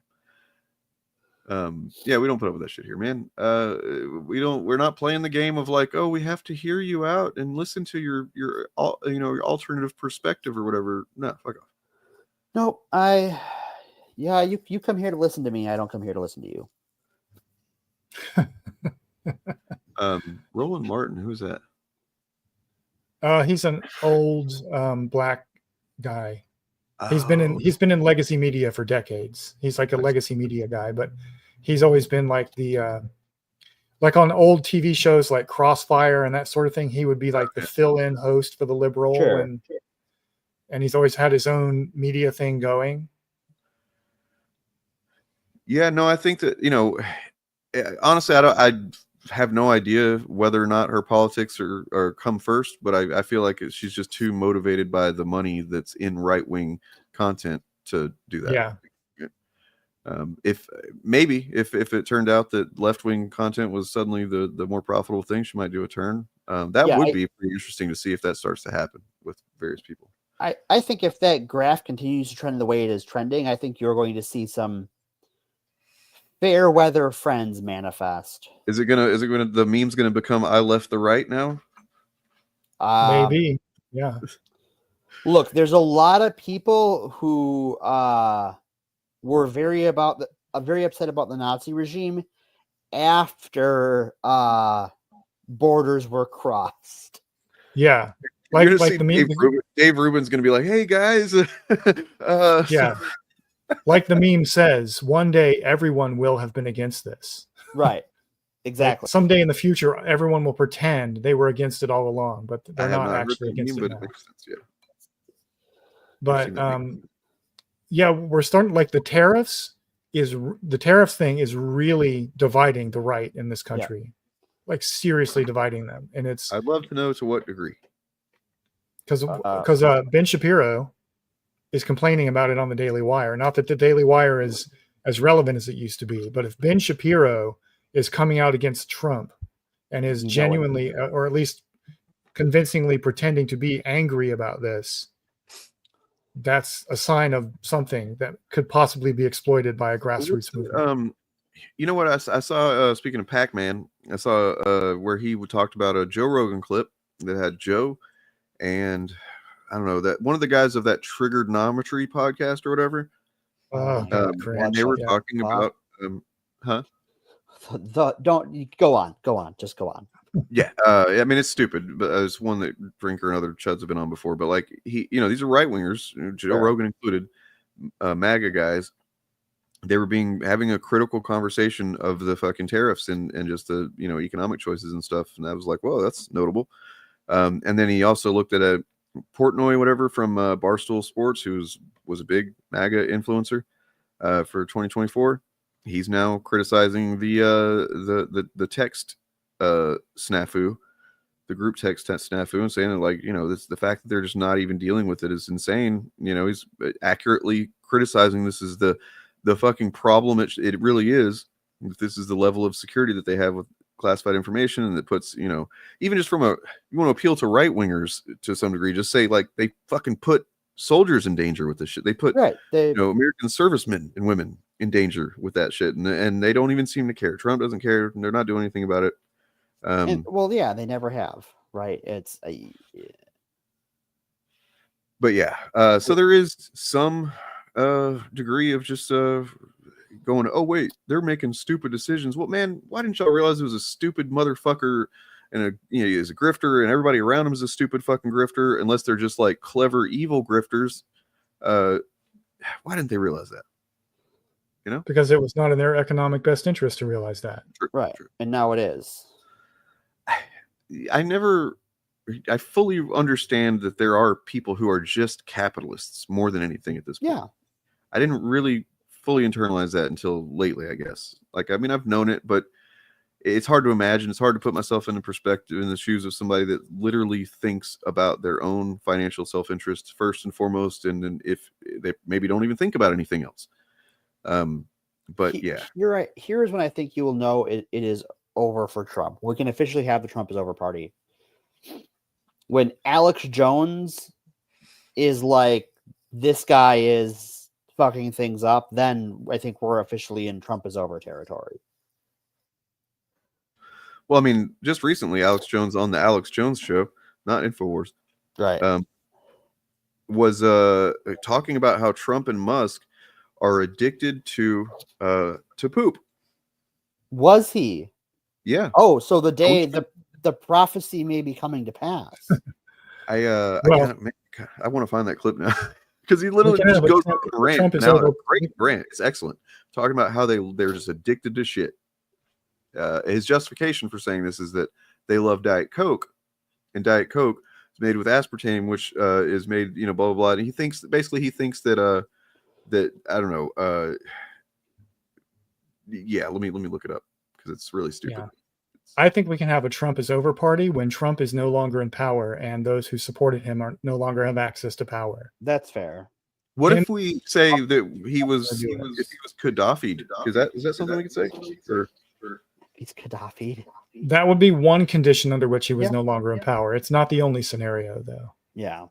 Which, I mean, I hope that doesn't happen. I'm not doing. I don't recommend anybody do that. That would be the most disastrous. Yeah. If history is any indication, that would be the most disastrous way. But it is one way. Another way would be to have Democrats reclaim the House and the Senate in 2026 and then impeach him and remove him from power. I think what's more likely... I think that's unlikely, but yeah, it's more doable than Gaddafiing him. I think what is, in terms of like Trump being out of power in the next 4 years is he dies. Just like an old person tends to do at a certain point. Yeah. Because I think that because the MAGA cult is Trump's cult, that it will be easier to remove his cabinet members from power through things like impeachment, as saying you were accessory to all of these crimes, you are guilty of high crimes and misdemeanors, than it would be for Trump. Yes. But we have to understand, though, that Trump is just the tip of the spear. He is Right. not the source of the problem. The Right. source of the problem is a political ideology and movement that's been working at this agenda for 70 decades. years. Yeah. And until the day that movement is defeated decisively, right, electorally or otherwise, we can't have a Trump is over party. Right. It's really and to your point, it's really important to understand that Trump is as central of a figure, as prominent as he is. He is not the thing that is causing. He's not the engine driving this shit. He's just, and when you really look at it, it took this long for the full weight of the Republican, the conservative movement, I guess, to fucking get fully behind him as like, oh, this is the guy we've got to use to do what we want to do. Yeah. Right. They didn't want to accept it. And if you look at the timeline from when he announced he was running in 2015 or whatever to, like you just gradually see more and more conservatives go, oh, I guess if we want to win, we got to do this, right? We got to use this guy. So he's just a tool for them.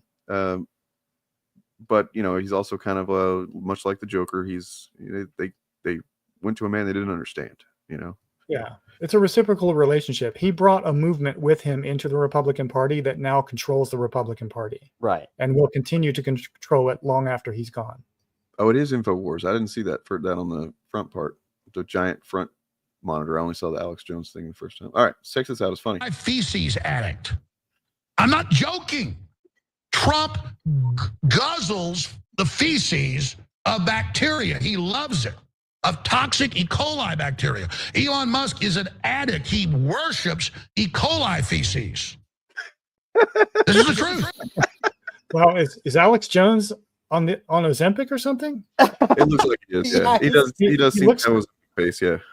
Yeah, he has lost quite a lot of. I mean, he looks good for a guy his age now. He looks much better than he ever has. Honestly, like he doesn't look like he's about to explode. But I mean, he almost sounds correct.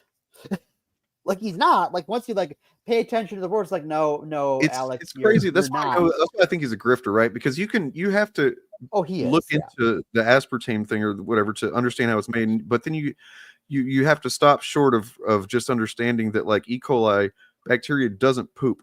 So like that's what he's basing it on, is that because it's made using some kind of E. coli or whatever, that like they're addicted to E. coli shit. But it is fucking hilarious. It's it's just like, wow, there we are. Hope he lands on his feet, that guy. I hope it's a high fall if he does, though. He's only 51. He's only 51. Oh, what? I take it back. Cinnamon toast fuck? No way. That's crazy. Okay, so he looks better than he's looked in years. He looks healthier than he's looked ever. He looks like he's 60 now. Yeah, I mean that's the problem. It's a big problem. Like it's that like you would vote for a celebrity. It's like, no, don't vote for a celebrity. Okay, but we have to understand that that's where we are. Politics is spectacle for most people. Yeah, which is why Trump won. Like at least the politics tended to come first for some period of time, right? Like, and it's just it's. I think that was just a comfortable illusion we all told ourselves. I mean Reagan was literally an actor. Nixon lost his debate against Kennedy because of television not looking good on TV. No, you're right. Yeah. We will never elect a president in a wheelchair again because we will never have a president who can do everything over the radio. Well, our constitutional system is set up to make presidential politics a spectacle. The entire point was that the president would be the voice of the people. He's supposed to be a populist, or she, if one day, is supposed to be a populist voice. That was the entire point of the presidential system. So we incentivize people to engage with presidential politics the way they engage with reality TV, which is why Trump won and why we get people who show up to vote only for Trump and AOC and no one else. Fucking like reality either. So, it's all but a lot of people did. I mean, his show was a hit. The Apprentice was a hit, and people remember him as the funny meme man from TV when their life was good, and that's why they vote for him. The problem is Democrats need to exploit that and do the same thing with their own candidates. Successfully kind of recreated his public image as someone that's successful when he wasn't. He was not. No. Yeah. I watched a video that kind of broke down like the different eras of Trump's, wealth and lack thereof. And like he was not doing well at all financially whenever The Apprentice like that. He took that because it was like, oh, what else do I have to do to make money besides this? Mm-hmm. Hotels had failed, casinos had failed, everything he done, he runs everything into the ground. He's a fucking moron. And those are two of the most profitable industries there are. You failed at easy mode. And people are thinking this guy should run the economy. Guy can't run a casino. Because they're most people did not know that about him. All they knew about Trump was what they saw on The Apprentice. That's it. They didn't know any background stuff. Laying it out like this after just talking about Musk too, it makes perfect sense that they'd fucking find each other like this. Because they're both the exact same thing. They're the exact same con man. They share one brain cell. Yeah. Yeah. This is why Jeremy from Geeks and Gamers talks about Trump the way he did in that argument he had with Eric July, where it was all just vibes and he took a bullet for you. Yeah. Talking about him like he's Jesus or something, right? Because that's how we've trained our populace to engage with presidential politics for 200 years. Right. That all ties into what we also mentioned earlier about the the aspiring, just the temporarily embarrassed millionaires, right? I made a post. You know what? I'm going to show it because it's a pretty good post. on YouTube community post the other day, I wrote a couple of lines about actual fandom, about what do I mean by that, what I think of whenever I talk about that, or call my channel that rather. So I wrote this, and it says. Says we should be critical of corporations and the media they produce. Enjoy what media we like from the corporations. We can be critical of how representation is executed in media, but we should not write off the very concept of representation. We should not gatekeep based on experience, knowledge, or immutable traits. We should gatekeep those who make fandoms unsafe and unwelcome.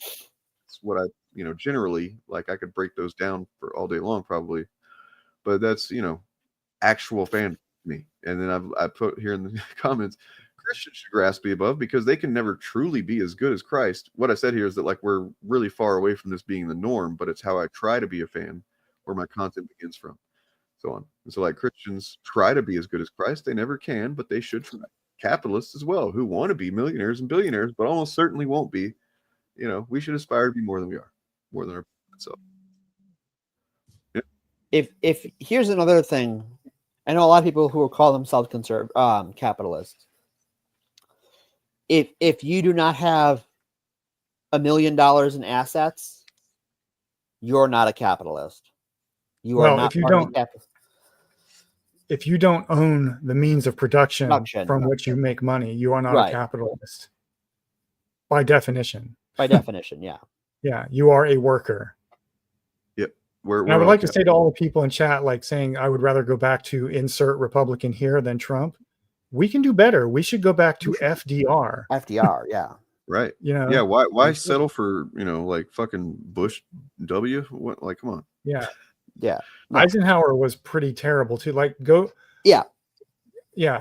decline. Eisenhower was the reaction against the New Deal. That was the beginning of it. During the New Deal is when the Republican Party started organizing to become what it is today. Millionaires started. Wasn't the New Deal a response to the Depression, though? What? Was the New Deal part of the response to the Great Depression? Yes. Essentially? Yes. Yeah. So, like, it just, we've always been really short-sighted and stupid as a populace. Well, it's even like our response to the economic downturn before the Depression, rather into the early part of the Depression, was to tariff goods from overseas, and that made the Depression worse. Yeah. And so we just have, like, 100 years later, have completely forgotten that lesson. Or that's why FDR got elected to 4 terms. Knows that lesson, and that's why he's doing it, I think. Because he wants the effect of it.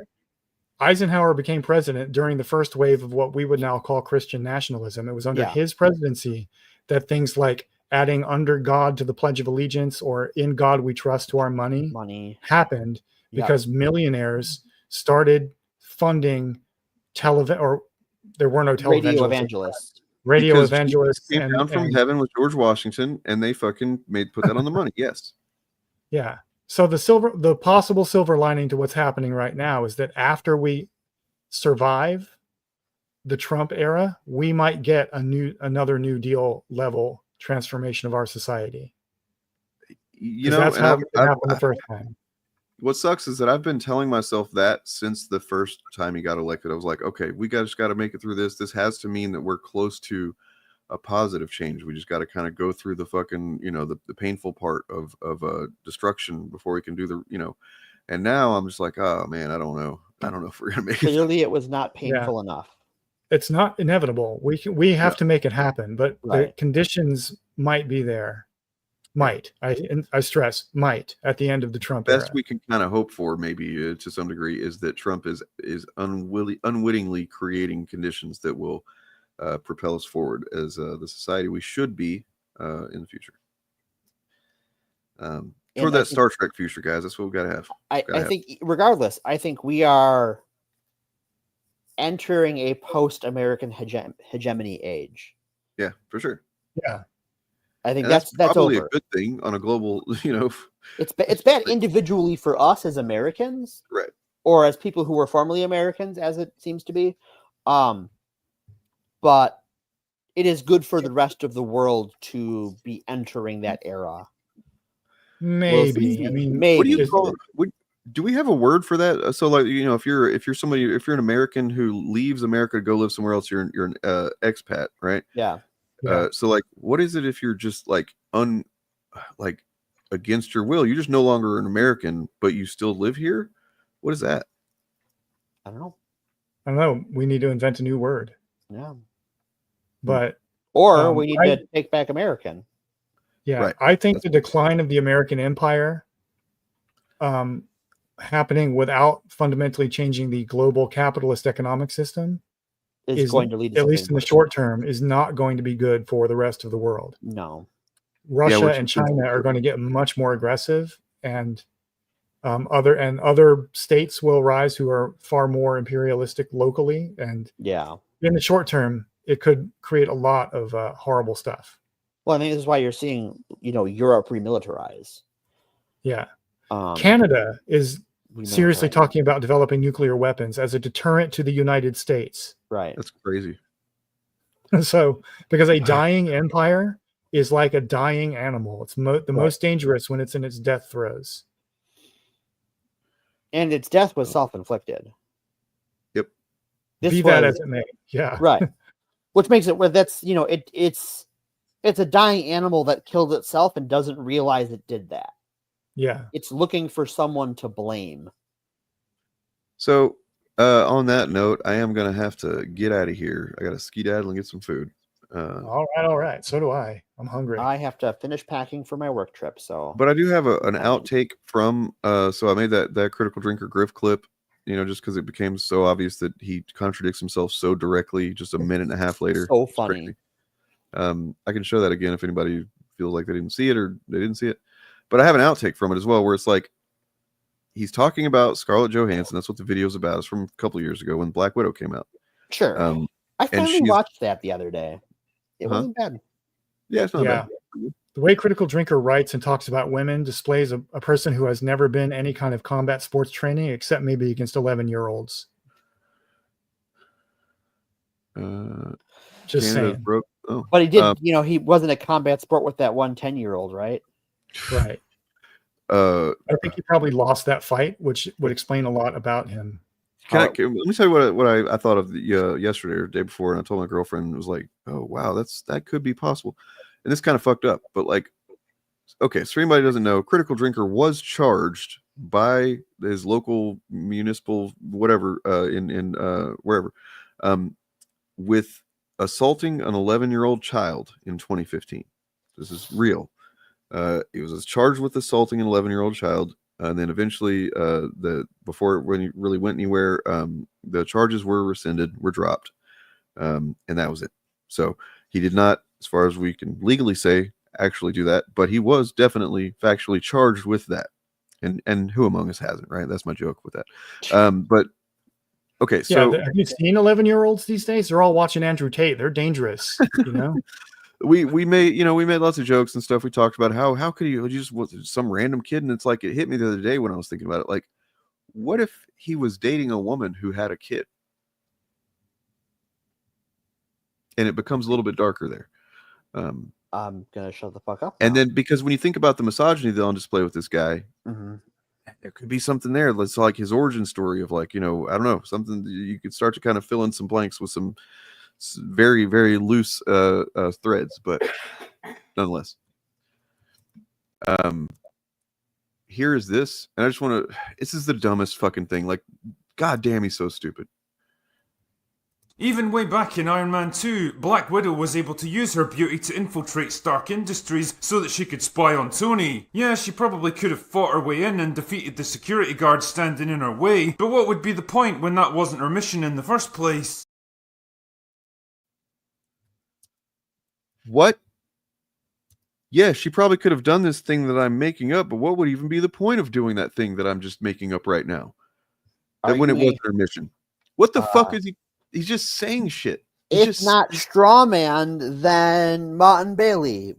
That is Martin Bailey, yeah. It's just like creating a fucking. It's like he created a criticism, and he's not like pretending that that's what is, but its audience almost certainly takes it that way. I feel like, like yeah. Why would she do that? It's like you just made that up. Anyway, Anyway. Take it easy, folks. Praise Bill. Praise him. Talking about what? Brazilian Jiu-Jitsu? Is that what this is? Yeah, I was Praise responding to a Brazilian comment from Jiu-Jitsu. Sean Tom saying sparring with women in BJJ isn't fun. I disagree. It's very fun. But if you are someone who thinks that simply being a big, strong dude means you're inevitably going to win a fight, then you will be quickly humbled by a woman who has a mere blue belt in BJJ. Well, what about a woman who is proficient in whatever the fuck this is?